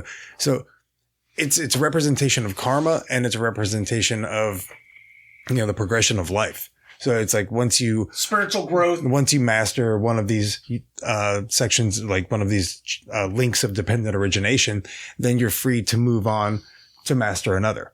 And once you break all 12 links of dependent origination, you get off the wheel of samsara. Right. The cycle of birth, right, death, exactly, and rebirth. which is the soul trap, or there's 1,000 names for it, right? But reincarnation ends and you stay in heaven or whatever it may be. Right, whatever that is. Whatever that is, right? Yeah. Right, yeah. Which is also a creation of perception. Right. But yeah, so this is just I love the way that they have this laid out, and it, like I said, you have to check out that Watts video. It's really good. So yeah, this is nothing like the yugas. No. Because the yugas are actually a linear movement through the ages. No. Yeah, this is completely non-linear. And it's, like I said, it's a representation of progression through life, but also a progression of karma. You know what I'm saying? Like, and just in every action and every event. This is cause and conditions right here. So, depending on your reaction to cause and conditions, depends on how you move around on the wheel. Yeah, it's fascinating. What is the creature that's holding it? That is the demon of impermanence. Wow. Looks like Mara to me. Oh, okay. Nice. Has a tattoo for those who can't see. Yeah. The other two people? Yeah, the other two people that are listening to this? There's a few more. All right. I'll give that to you. There's a few more. There's a few more. That's a great show, man. I don't always keep up, but I get up to date eventually, because there's been bigger gaps in between shows lately. So I've had a little bit of time or maybe I'm further behind now than I thought I was. Probably. I've been pretty on the ball lately. Oh, okay. Yeah, you went through a time where I took a break, for personal reasons. You remember that. But since I started back up, it's been like at least one a week, most of the time too. Good. Yeah. Like I said, you don't have to do it. Yeah, I know. I enjoy it. I find great enjoyment in it. I got this. I trusted that you were inept enough to understand that I wasn't telling you to walk away from it. But I really went out of my way to let you know that you didn't have to do it. Yeah. And I don't have to do it. Because I don't want you to feel trapped. No, I do it because Lord knows I went through that, man. And this is one of the reasons I still don't podcast. Yeah. You know what I mean? I mean, this is fun to sit and do this, but doing one show a week even. Right. But and what I was doing was like live, had guests, it kind of. Well, see, it wasn't as laid back. It wasn't a laid back format. You know what I mean? Right. And it was more like a morning zoo format. And I mixed. It was like a radio format. Yeah, basically. That's what I'm saying. It was like a morning zoo format. And I mixed alcohol. That became a part of it, right? That became part of the concoction, right? It became sort of we have to drink to do this thing. And I mean, I think there's more reasons for burning myself out other than I just stopped liking it. Yeah. Because I only stopped liking it because I burnt myself out. Yeah. I mean, you gave yourself plenty of ways to burn yourself out. Right. Yeah. Because I started more shows. I mean, I was doing like 5 podcasts. Yeah. Like almost every day of the week I was doing a show. Yeah, that's too much. Oh, way too much. I mean, can you imagine how my wife and kids felt? Because I ran it out of the house. The studio was in the house. I know. So people that didn't even live there would come in to do their shows. Yeah. It was a disrespectful thing, you know what I mean? Yeah. That I didn't see because I thought I had this mission. Yeah. This mission to nowhere, which is what we're all on. Yeah, for sure. I mean, it's all just self-defeating. It's a way. It's a way to kill time. Is what it is. I don't know. Stuff like this. This helps people, though. Yeah, I know. And I was about to say that. I find meaning in it because of that. I find that. I talk to people that are like, "Hey, I can't afford therapy, and your podcast is awesome." It's like, Great. Right, dude. Good. I think keep listening. almost every show I've listened to, there's been at least one comment where a guy was like, basically a whole I needed that spill. Yeah. Like, I found something in this, and it might have just been one little section out of an hour talk. It doesn't matter because that makes it worth it. Yeah. Yeah, right? I take great benefit in every episode I do. I always take something away from every episode. And that's the point I was going to say next is no matter how you view it, you're sitting here talking to yourself. Yeah. That's all you're doing. Yeah, it's just me living another life. I never had that insight. But then when I was in the thrall of it, I was far from shit. I hadn't even started mindfulness. No, let's not even talk about spirituality. Right. I was in the development stage, the conspiracy theory stage still at that point, which is what led me there. I think that's, in today's age, that's the path, right? Maybe. First you realize you're being lied to, and then you realize you're lying to yourself. Right. Right? Like it's kind of a natural progression. I don't know. I still, love a good conspiracy theory, but, the point is, don't dwell on that shit. I got to toxic. I got to mindfulness and meditation through the way I think most people get to mindfulness and meditation, and that's fucking suffering. Yeah. For me, it's like, hey, like the first noble truth is in life there is suffering. See, it's like, oh, fuck. Okay. I get it. Ultimately we all do. Right. Whether we admit or even know. Right. To the extent that the suffering exists, right? Because, because it we're really good exists. at lying. We're good at lying to ourselves anyway for sure. about that, right? That's where materialism comes in, basically, right? We can buy our way out of suffering or whatever it may be. And it's not just purchases, but there's tons of ways to explain that. For me, it's a little embarrassing. But like it was the whole ufology thing, right? Like I started, dude, like I got into like ufology and conspiracy theories. And then I started noticing all these people that were having these fantastic experiences were doing it through meditation. That's the reason I decided to learn meditation. Huh. Well, you can't learn meditation. Well, you understand what I'm saying. It's the reason I decided to try meditation, I guess is the best way to say that. Right. To attempt meditation. And then basically what happened was just being in that circle takes you away from all this distraction and starts making you focus on things internally that really are what matter. Right. For example, let's say it is true that if you have like, if you meditate or if you have a clear mind, you're maybe more spiritually evolved. You do have more interactions with unearthly things. Maybe you just notice them. Right, exactly. You've removed enough clutter that you're able to see the things that were unseeable before, right? Let's say. So that's really what it was. And then as I slowly kind of removed myself from this whole conspiracy side of it and ventured more into the spiritual side, that's when I started to realize that I was suffering. I mean, I've known I was unhappy. Right. But who the fuck equates suffering with unhappiness at the beginning? Nobody fucking knows. Right. Until somebody tells you. Right? Which is just more outside input. Right. Ultimately. Yeah. And then I realized I was suffering. I was like, fuck, I better do something about this. Yeah. And better get on top of that. It didn't take long, man, for me to open myself up to shit that I just had never experienced before. Right. I'm not saying that I'm there.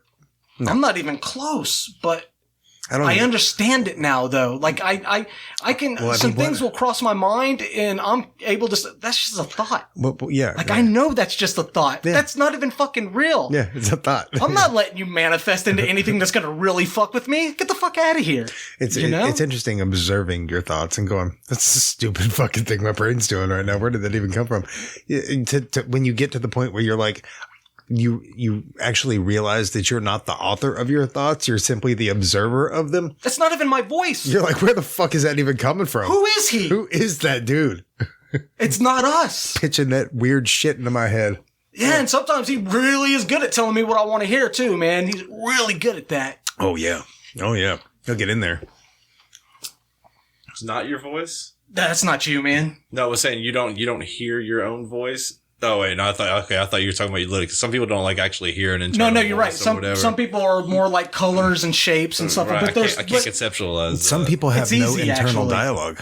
Yeah, that's what he's talking about. I find that fascinating. Very fascinating. But there's really no difference. Like, how do you we've talked about this before. Have you ever had a thing with Brandon about this. Remember? Just another one of those Brandon arguments. Have you ever interacted with someone that has no internal dialogue and they just narrate their whole day?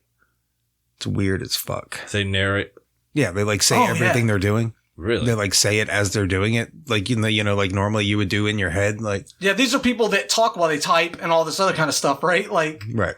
I mean, maybe some people do that if they're working with somebody else, but I mean, no internal dialogue, like step by step through every process. They'll just be like, "Oh, I'm doing this. I'm doing that. I'm just maybe in the last year and a half or so became privy to the fact that there's some people that literally have no internal dialogue. Is it super easy to meditate if that's the case? Because if you don't have an internal voice, that's definitely not me because that. Stop, Well, I mean, my monkey brain doesn't shut up. Well, I mean, that would right, exactly.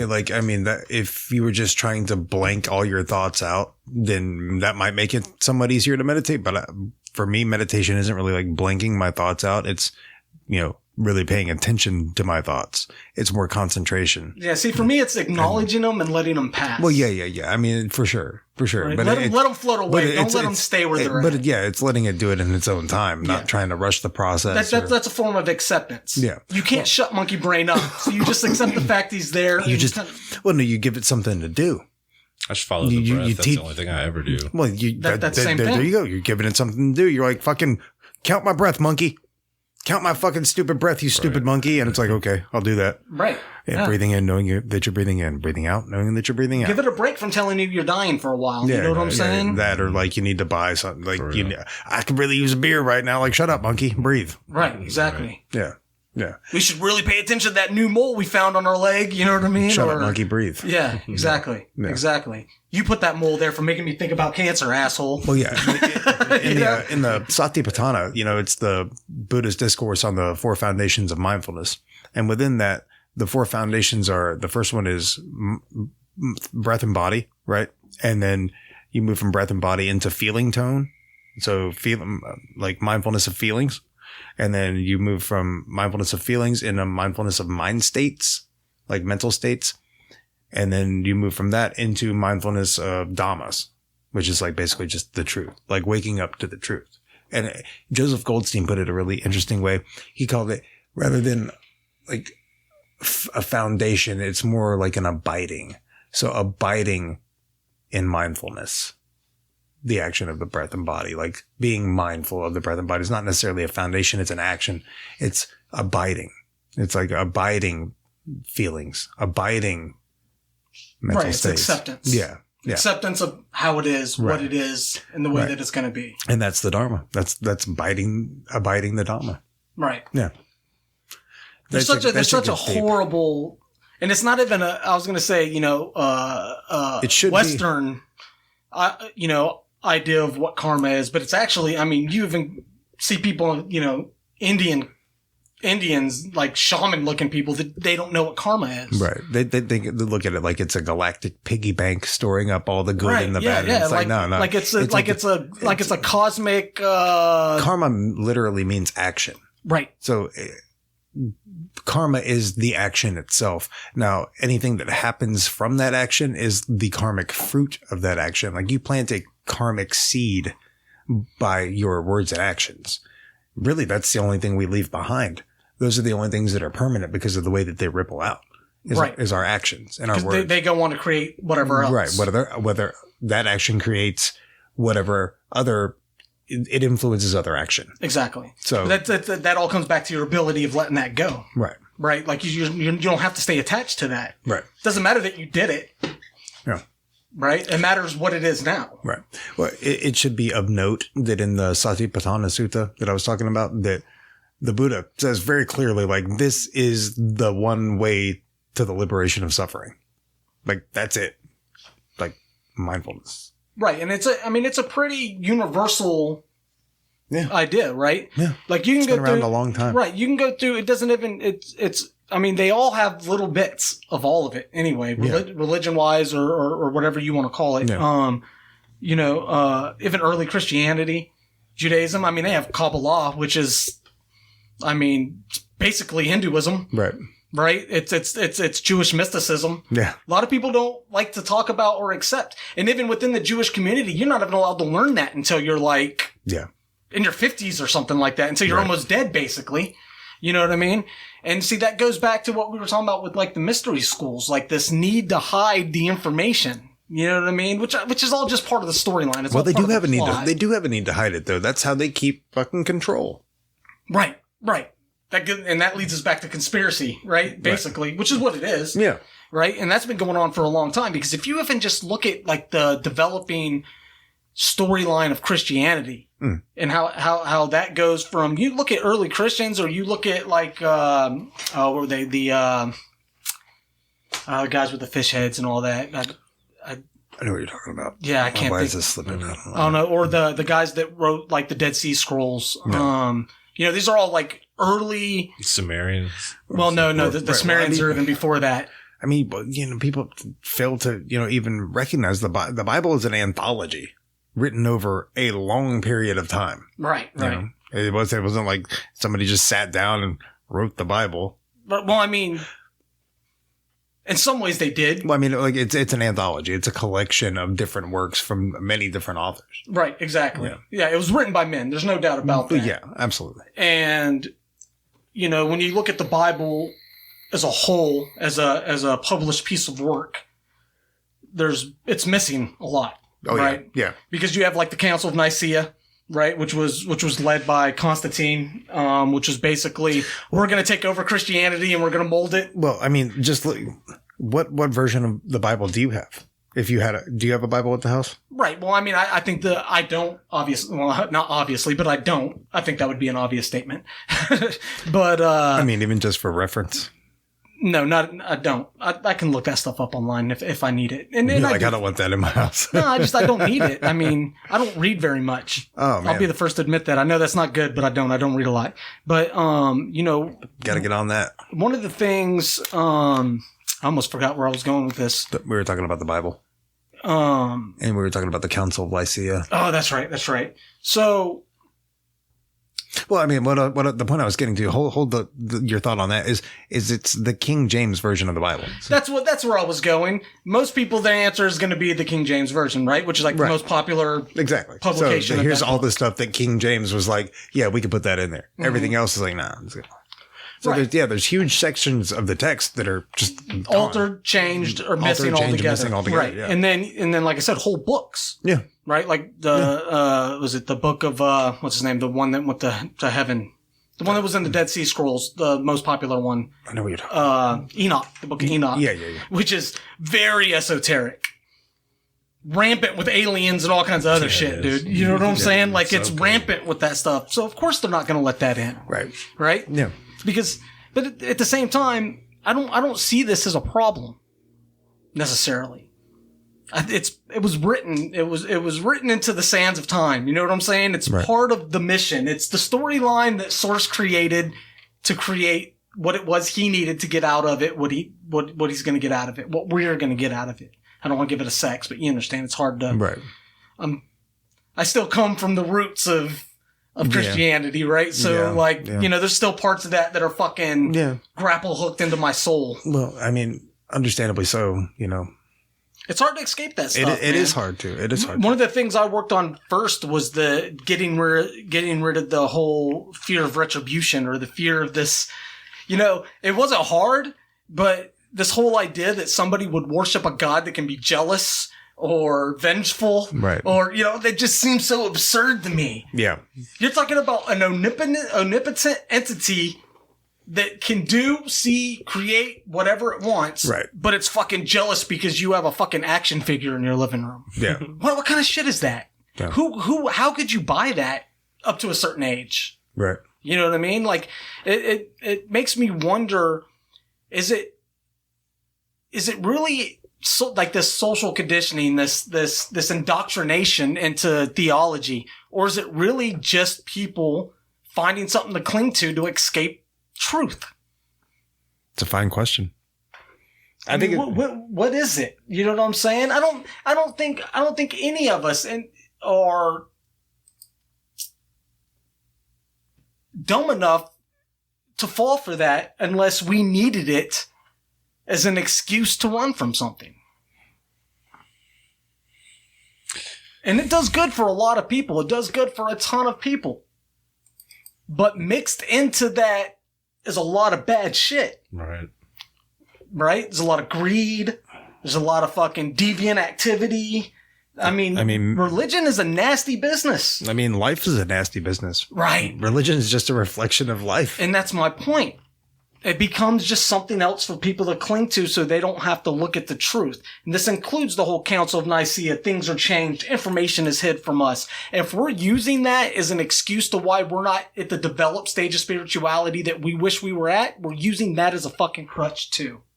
So why does it matter that they hid the information?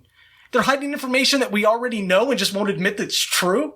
And that's what you're upset about? Maybe you should be upset with yourself for not letting yourself get to the point that you accept or acknowledge what is. And that's the reason I moved off conspiracy theories. It's like, I know that shit's real. I know a lot of that shit actually happened. I mean, you can go back and you can look at all the shit that's come out of the Information Act, the Release of Information Act, right?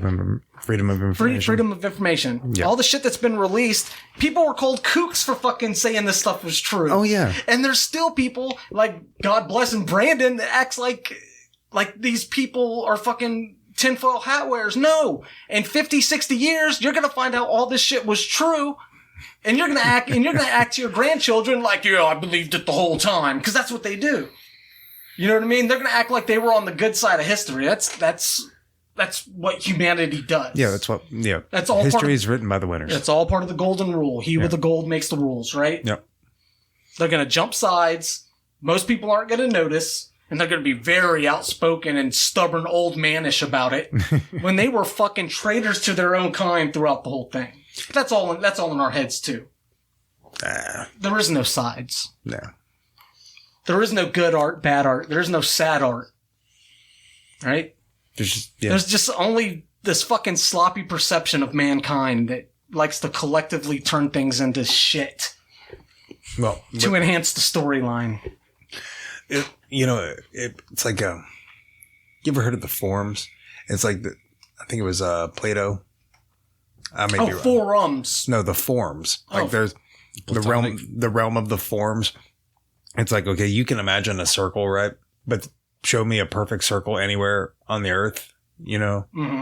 But you can imagine it. So like that exists in the realm of the forms because you have the idea this seems familiar. You have the idea of a perfect circle, but like that you can't really produce a perfect circle. Right. So there's things that only exist in form. So like we can have this idea of a utopian world, but it can't possibly exist because in order for true utopia, you have to get rid of some people. Yeah, absolutely. The undesirables. And your version of utopia is not going to be what the guy next to you is, exactly. right? And by that time, everybody's gone. Right. You know what I'm saying? So like utopia won't work. Right. There's no such thing. That's what I'm saying. Sort of like in the Matrix where they were like, we gave them this perfect world. They rejected it. That's what I'm saying. It exists in the realm of the forms, but everybody's form is different. Exactly. But see, there's certain things that's more of a matter of fact kind of a situation where, because we all have our own idea of what a perfect world would be, but there's things that are concrete. There's are there though? Yeah, I don't think there is. Yeah. Things like I was saying, like the world of the forms. Like a circle, I can say, imagine a circle, and you can imagine exactly what I'm talking about because the circle does not change. A triangle. Well, I guess geometry would actually be, A triangle is geometry would be consistent. Like mathematics, 1 + 1 is 2. These are just truths. Yeah.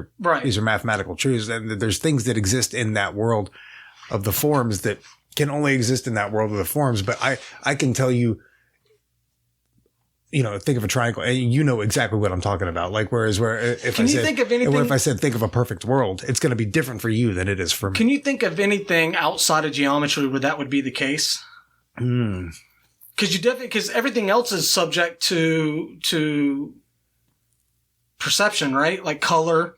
Right. Like it seems like red would be red for everybody, but we know for a fact that's not the case, right? Well, we know for a fact that like color, color is entirely subjective as well, just like you're saying, but really there is no color. We're just viewing the visual spectrum. Like color only exists because we are able to perceive light. Because we get this grand hallucination that kind of feeds us. Our brain's interpreting data that it's receiving or whatever. Exactly. Right? Yeah. Right. Yeah. So, I mean, this is a very interesting subject, though. This has really got my brain boiling here. So, I would have to think about it, but I don't see geometry. I can see how that would be a static thing, right? Right. Because I don't know, but I think anything outside of mathematics is open for interpretation, even science, because science is ever changing, but mathematics is always static. You know what I mean? Right. Because, it's infinite. Yeah. So I think that would that be it? I can't think of it. I mean, really? I haven't had a chance to dwell on this, obviously. Me but neither. That's, I haven't really sat and truly pondered And let's the forget numbers, because math exists. Even that has a subjective sort of visual display, right? R2 doesn't look like someone else's 2, right? For example. Now, the idea of 0 through 9 and then the infinite chain of numbers. Well, wait, what do you mean by R2 doesn't look like somebody else's 2? What I mean is... Well, who is the somebody else? I think that... What I mean by that is pretty standard with the Arabic... What I mean by that is, let's say you're from another planet. Math doesn't change, but your visual representation of math does. However, the one part of math that I can't see that being the case would be geometry. Right. Right? Lines, curves, radius, all this kind of, that visually would be static. Right. And you can represent numbers in geometry. Well, geometry does represent numbers. Right? Now, when we start talking about numbers through our perception, we think of it in a visual display. What the 1 looks like, the 0 looks like, whatever. Right. That's man-made. Yeah. Right? Geometry's not. Geometry happened in nature. Like, it happened on its own, you can say. Right. Let's forget where it comes from ultimately, but shapes themselves exist. They just do throughout nature, whatever, in the form. Yeah. Right? Yeah. But the numbers, the visual representation of the numbers themselves, that's not static. The way the 1 looks now, that's not the way the 1 originally looked. Right. Right? Well, forget about 0, because believe it or not, that came much later. Well, I mean, you know why the numbers look the way they do, right? I'm listening. I was curious if you so you don't know. Okay, like it's actually pretty interesting.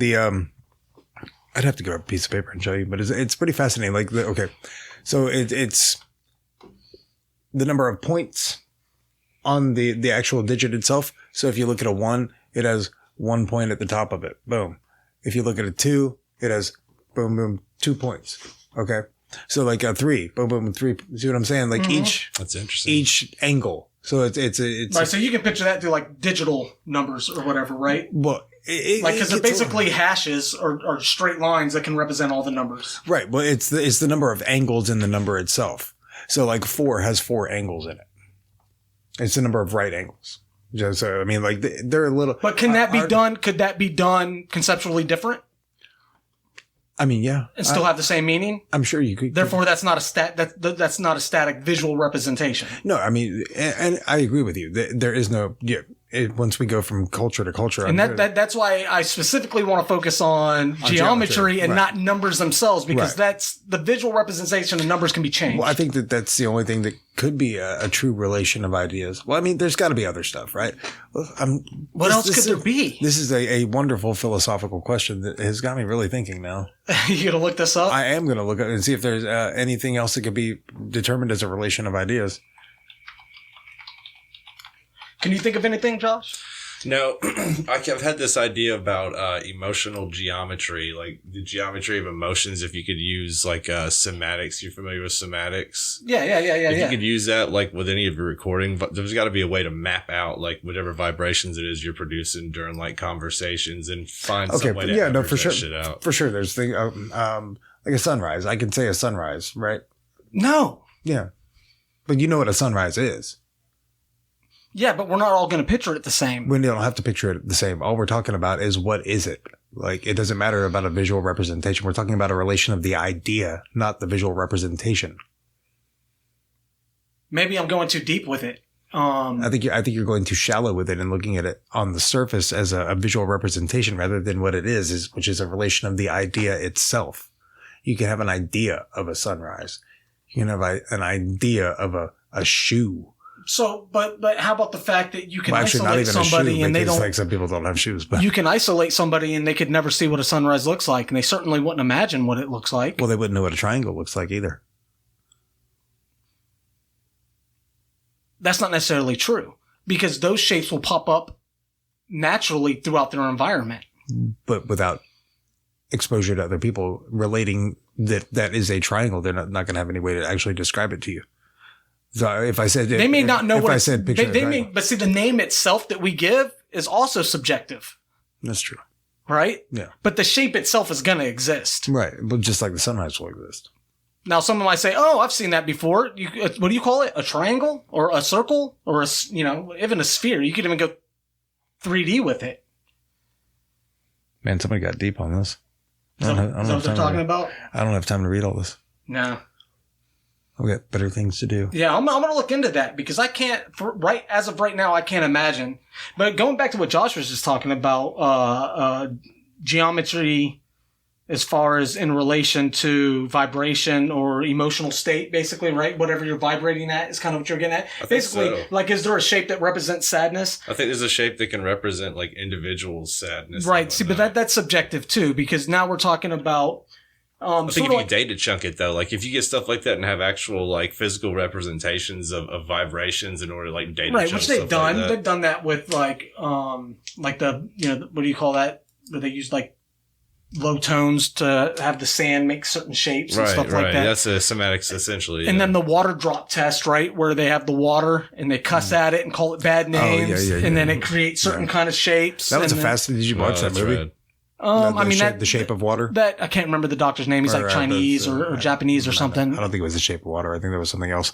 But, well, it was what the molecules look like, basically under stress or some that are like in real happy, serene environments and it looks healthy. That shit's crazy to me, man. That shit's just crazy to me. Yeah, and you can actually look at the development of cancer in the exact same way. I've seen comparisons with those. Like when you look at the water that's been in a bad environment where it's like taunted and they make fun of the bottle of water or whatever. Yeah. Then they look at it under a magnifying glass or under a microscope and it looks like cancer cells basically do when they're growing throughout the body. It's really, really crazy shit. Wow, it's wild. Which on what you were saying, which is also a product of vibration, because now, even though here's another conspiracy theory, there's sound machines that can basically use certain frequencies to dissolve certain cancers. Really? Yeah. I think they were doing that in the pyramids. I think that people had the tuning, because you've seen those like big ass tuning forks people have. Like if you know how to tune to somebody's frequency and what's got wrong with what they have wrong with them inside of them, and then like just hold that to them while it's just radiating your body with that type of vibration. Right. Well, yeah. Well, because they had the whole I forget what it was called. There was a certain journey to enlightenment. Where basically, they went down the full thing of the Nile. Then they would, the priests and priestess would like take you into the pyramid. And you basically were in like an isolation chamber, which is what the big sarcophagus that's there actually was. So you'd basically be floating in a deprivation chamber. You think it was an ISO chamber? Yeah, absolutely. And then they would basically use certain turning forks and other mechanisms of the pyramid to match like the frequencies of the earth, like 432, whatever it may be, right? Like the what is that? The sounds like a lot of speculation here. Yeah, I've heard that. I mean, there's a lot of people that theorize this, man. Believe it or not. I mean, I'm sure there's people that theorize a lot of things. But I mean, I can get on board with it for sure. I mean, I'm not basically the whole idea is on board with that idea. So you basically go into like a deprivation chamber, right? Right. You lose sense of self, which is the whole point of that, right? And then they use whatever instruments they have to kind of match the vibrations, right? Like the king's, like what they call like the king's tomb or whatever. They definitely weren't fucking chamber, right? They definitely weren't fucking tombs. Let's just that's an obvious thing. And then, I'm not I don't know the ins and outs, but through, this match vibration, this tone, whatever it is, and in conjunction with just basically brought them to a higher state.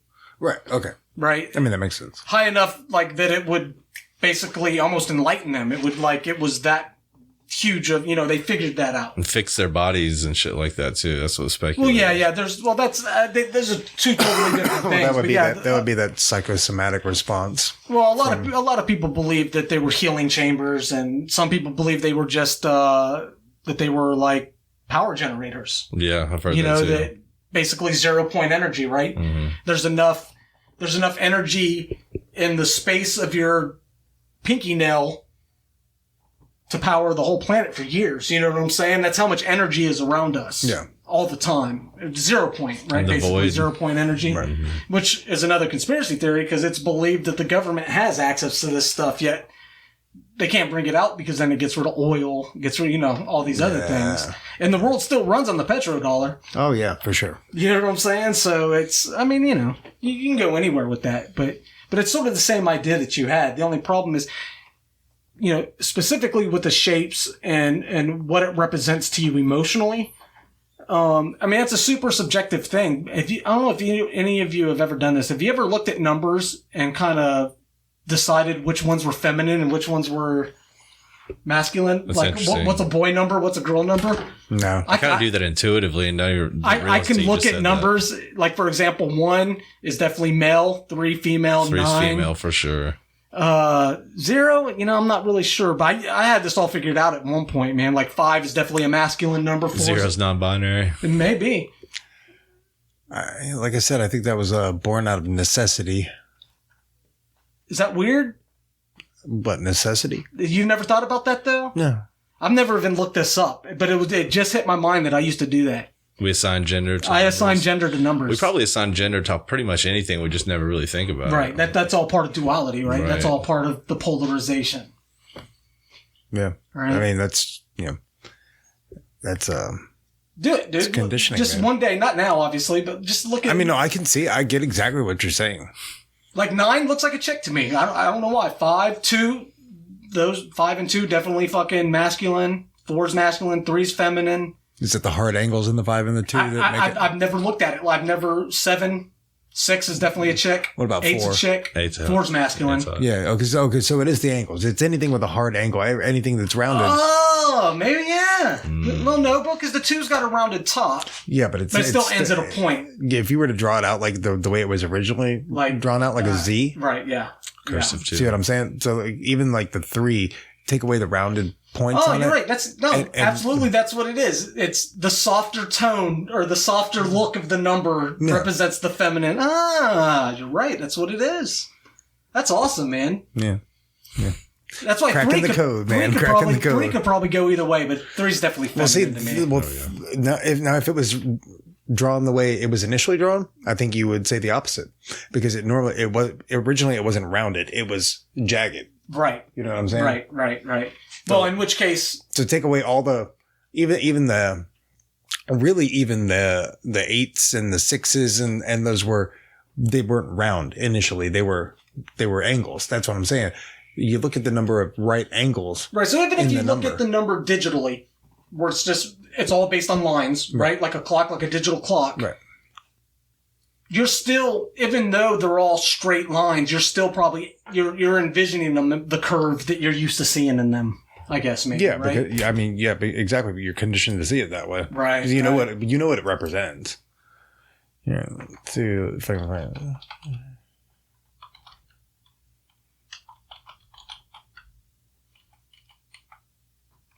Yeah, it's pretty interesting, man. It's original Arabic numerals or numbers. There it is, right there. It's just 0 through 9. Well, yeah, it is 0 through 9. Now the 0 came much later. A lot of people don't realize that. This is. Oh, okay. I see. Yeah. But see, that 8 still kind of looks feminine to me. 9 looks cool. Ooh, yeah. See, that changes perception completely. Really. Yeah. 6. But see, they kind of got rounded edges too, though. So right, but it still has the angles. The 9 gets squirrely because they needed to add that extra. that hook. Extra hook there. But I had a feeling it was going to look like a backwards P, basically. But yeah, even the 7 you see with the lines. Where it was originally. Why that line's always been in there. But yeah. Does it make more sense now? Yeah. It's crazy. I mean, I could still do it. Ultimately. No, you can for sure. But I'm just saying, we were talking about this earlier, and but it shows the expression of the angles. I mean, that in itself is crazy. I never knew that. 8's now an hourglass. Yeah. Which is definitely feminine, because when you think of a woman's body, you think of an hourglass, right? Right. 6, 6, 8, and 9 would still be very feminine in appearance to me. Mm-hmm. 5 even, really, if you really wanted to get down to it. I'm probably stuck now, though, in the original. 1, 2, 3, 4, and 7 are definitely the most masculine in this representation of the numerals. Everybody can't see what we're looking at, but you should. Go look up original Arabic numerals. Right, 3 is like it's almost like that almost looks like a Roman, or not a Roman, but a Greek letter. A little bit, yeah. Isn't it like Z? Or what is the... That'd be like Eta. Oh, yeah, that's right. Yeah, okay. Yeah. It's an E. But then again, when you see it digitally, it looks like that too anyway, right? Right. So, yeah, that was great. I just learned that like recently, and I was like, that's awesome. That's a really fascinating thing, though. But yeah, it's weird. I don't know why I did that, but I think I've even done it with letters. Yeah. We'll just whatever our alphabet is. I don't know what that comes from. The English alphabet. It's about that time. Probably. How long have we been going? I don't know. Hour and 45 minutes. Something like that. It's been a little while. I mean, hour and 45.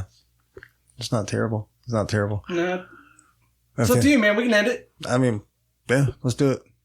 All right, man. It was fun. Yeah, it's good seeing you, man. Yeah, it's been a hot minute. It's fun to get everybody together and do this. I think we jumped around and covered a lot of shit again, just like we did the first time. But I think we actually talked about it this time. We actually had a little bit more of an in-depth conversation on everything that came up. Yeah, I think we actually stayed You kept me fucking... mostly on topic. You kept me winded in, you know what I mean? I'll go off the rails, you know that. Yeah, I've gotten better at it just through, repetition. Trying to keep it cohesive. There's a couple things I never brought up with you that I knew that you noticed and you were going to fix. And one of the things is you've gotten really good at your style of interviewing. You did a lot of what everybody does when they're first starting to do it, is cutting people off. Right. There was a couple of your podcasts where you had really interesting guests on and you did more talking than they did. You know what I mean? And yeah, for sure. It wasn't through any fault of their own. It wasn't through any fault of my own either. Well, at the time. Didn't. Yeah, no, absolutely. No. It's something you live and you learn. You listen to playback. Dude, I used to, when I did my podcast. Oh, I don't listen to my podcast. Oh, shit, dude. I would, as soon as everybody left and it was done fucking processing on YouTube, I went back and watched the whole show before I went to bed. Can't do it. A lot of times I was really drunk. I'd pass out before I got through it. Oh, can't do it. It's like watching a rerun, It's like, fuck, I just did all this. It's got to be bizarre. It sounds terrible. I couldn't do it. Yeah, well, I have no interest. I've had the conversation. I can't, I will go back certain episodes. I'll go back and listen to because I feel like there was something that was brought up that I missed, I didn't, or I wanted to listen to again to really get a feel for what they were saying so I can better understand the idea. But most of the time I dwell on attention. At least you recognize. I don't respond to comments a lot of times on my work. Right. Hardly ever, actually. But, my work isn't on my, I mean, you can get to it on my channel. I share it through my channel. Yeah. But when you go through my lyric videos and stuff, I'll go to all these I'll just randomly go through all the lyric videos I've done to see if there's any new comments, just to see if somebody's floating my boat. Right. You know what I'm saying? Yeah. I know it's wrong, dude. I know my heart's in the wrong place. Feed me. Right. Feed me compliments. And I don't dwell on bad ones, but I definitely shouldn't dwell on good ones either. Right. You know what I'm saying? Maybe that's even worse, actually. I can't do any of it. I don't comments. Yeah, I'll randomly go back and watch my work all the time. I don't look at comments. I don't listen to my podcast. Like I make it. And then I'll go through and put it all together. And I was the type of guy when I made music, when I was doing music, that Don't say you listen to your own music. My own shit was pretty much all that played in my car unless somebody else was there, and then I acted like I didn't do that. It's just me being honest with myself. That's good, though. That's good. I appreciate your honesty. Yeah, I can't. And if I still made music, I'd still do it. I'll tell you what's the last fucking thing I want to hear is anything I do, like whether it be the podcast or whether it be music. I'll produce it and then put it out there and then be like, no, I'm not. Oh, yeah. I mean, there's that stage after you're done working on it that you're kind of burnt out on it. I know I'm going to judge myself so harshly that I just can't do it to myself. Oh, yes. But I like that. I can't sabotage myself. Yeah, I like that point where it's like, ooh, I wish I could have that back. It's too late, but I wish I could have had that back because then I won't make that mistake again. I think I'd still make the same mistakes. Oh, no. I mean, it's the same mistake, just it manifests in a different way. Yeah. You know what I mean? But it's usually through lack of attention. Yeah. Or I can tell at a point there's a point in my work where it was like I was getting burnt out on the project and I kind of mailed that part in. Like I was just ready to get this out from under my, get this off my plate or whatever. Yeah. And those are the things I try to work on. But at the end of the day, I'm going back in this whole self-glorification, look what I did. You know what I'm saying? Like, if nobody else is looking at it, at least I am. Right. I think that's the mentality I have. I don't know. Yeah. I'll go back when this releases. I'm going to listen to this probably 2 or 3 times. Yeah, I'm sure. Yeah, I'm definitely going to listen to it. I'll probably listen to this one too, honestly. I probably will go back and listen to this one. He listens to all of them and he's lying. No, he's fucking lying. Take notes. As soon as we leave, he's going to start this fucking mixtape he has of all of his podcasts. I really don't. Where did I leave off? I was all the way back at episode 2 for the 3rd time. I really don't. That's the best part is I actually don't. Okay. I just can't. I don't want to hear it. I'll never know. I know I'm full of shit. I don't. You know what I'm saying? I already know I'm full of shit. I don't need to go back and listen to me being full of shit. I believe you. I believe you. You're that personality type. You don't want to revisit that kind of thing. I just can't. It's done. Right. It's done. Yeah. You had the whole. It wasn't meant for me. It was meant. It was just. Yeah. It's not for me. Yeah, I don't know if I have that attitude. I think I've always done it for me. I mean, I the process is for me, but the end product, that's for everybody else. Yeah, see, I've never, I just enjoyed the doing. That's why I've never cared about getting negative reviews, is that it's like, it wasn't for you anyway. It was for me. Yeah. That's my catharsis. Well, my catharsis is just doing the thing. You know what I'm saying? It's the process of sitting down and having the conversations and then putting it all together and, doing just the whole process, the whole thing. That's what I enjoy. Especially, I enjoy the creation. Like we were talking about this, the what can be an infinite inspiration scroll, right? You're just looking for inspiration. I get stuck, man. And I'll get blocked and I just don't know where to go. You have been like way too far away from that microphone for most of the night. No, I don't think I have. Yeah, it's crazy. You sure about that? It's all right. No, look, man, You're good. I'm good. You're good. I can mix visually. You're not supposed to, but I can. You throw some compression on this and it's going to be fucking perfect. No, it's going to be awesome. It is. I've had a great time. And I'll know. Because I'm going to listen to it. You're going to listen to it like 9 times. I'm going to send you now. I'm going to have to fucking say, dude, I sounded the best. I already know. You think? No, fuck, are you kidding me? I don't have to think about that. You're like, it's my fucking voice. Of course I sound the fucking best. It could have been like, back in the day when I talked like this all the fucking time. Oh, I can't even do that voice. Oh, Jesus. I sounded like an 80-year-old smoker, man. It was bad. Because this asshole talked to me into fucking screaming in a fucking hardcore band, and I already had the vocal nodules when I did that. So by the time we got to the... We didn't know that at the time. No, we knew the second time around. Yeah, I thought you had it fixed up by then. No. I had just gotten it looked at. And matter of fact, I ignored it for a few more years. It wasn't until it started getting all pussy and it started getting, it got to the point where. That's disgusting. I just want to say every third word just didn't come out. Like my mouth would be moving like normal and it would just, you'd get like a squeak or something and just nothing would come out. Jeez. That's great. And I was smoking like a fucking sailor. You know what I'm saying? Yeah. It was nasty, dude. I was doing everything that it's funny because I was so worried that it was throat cancer. And the 3 main causes of throat cancer is smoking, drinking, and acid reflux. I was hitting the fucking trifecta of throat cancer. Jesus Christ. You know what I'm saying? So that's terrible. I remember when he fucking, they put that thing down my nose to look at my vocal cords. And he's like, there it is. And I was like, oh, what the fuck is that? Oh, man. And it's been there since I was in 3rd grade, third or something like that. Ask him, I used to be raspy.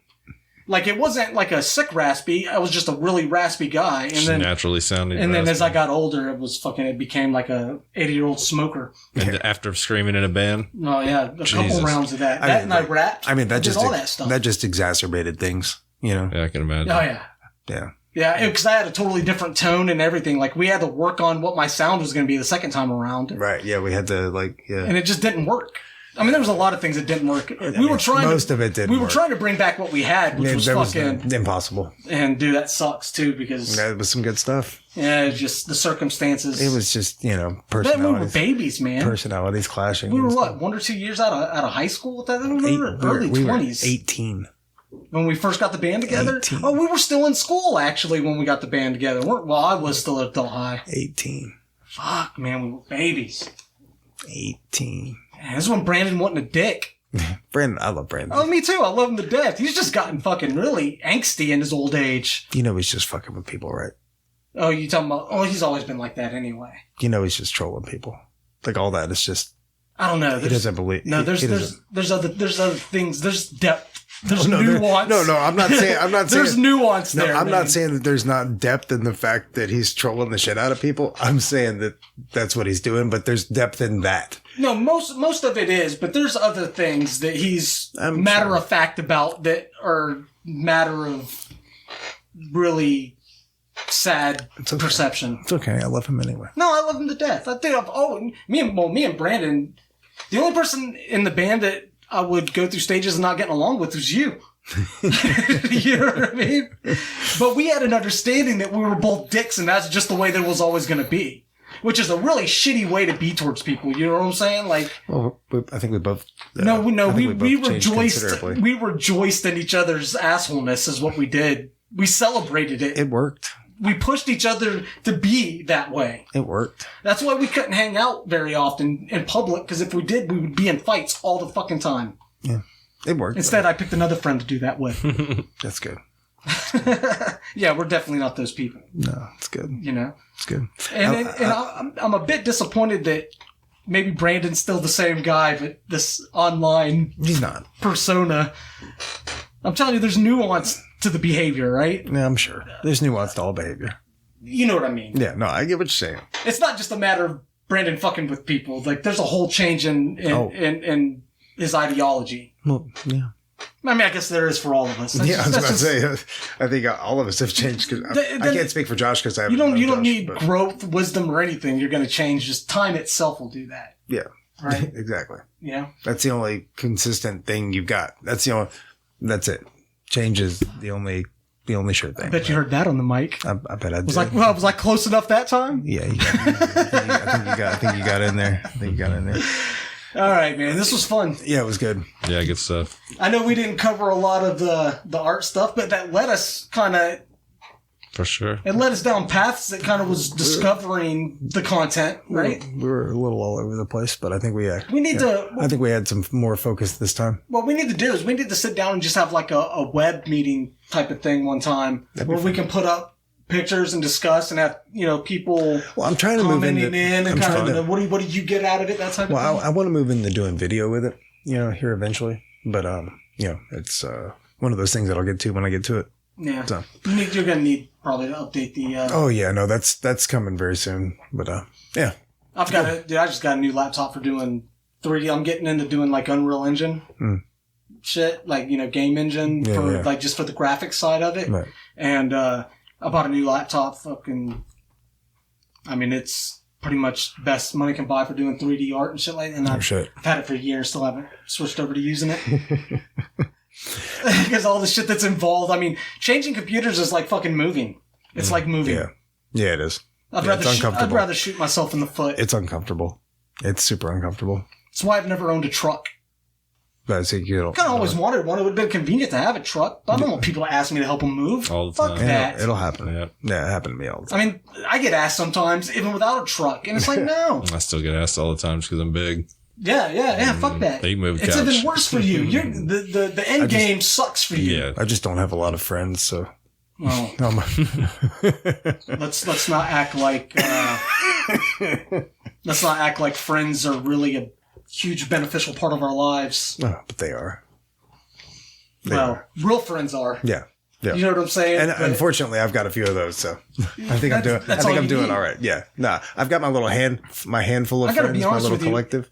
If you're if you're our age and you have a lot of friends, there's something you're going on. not living your life right. Yeah, there's something going on. If you're not pushing the dead weight away from you, oh yeah, you have work to do. Oh yeah, for sure. You know what I mean? Yeah, no, I push. Yeah. I mean, DJ. Remember, you used to not, unless we were doing band shit, you didn't ever see me out without DJ. You remember DJ? Yeah. Fucking Larry Dunn. Yeah. Everybody knows, because, he was part of the 3D Trooper clique. Yeah. You know what I mean? I haven't seen that. That dude was my best friend from 6th grade until 2 years ago. I haven't seen him in 2 years. I haven't talked to him.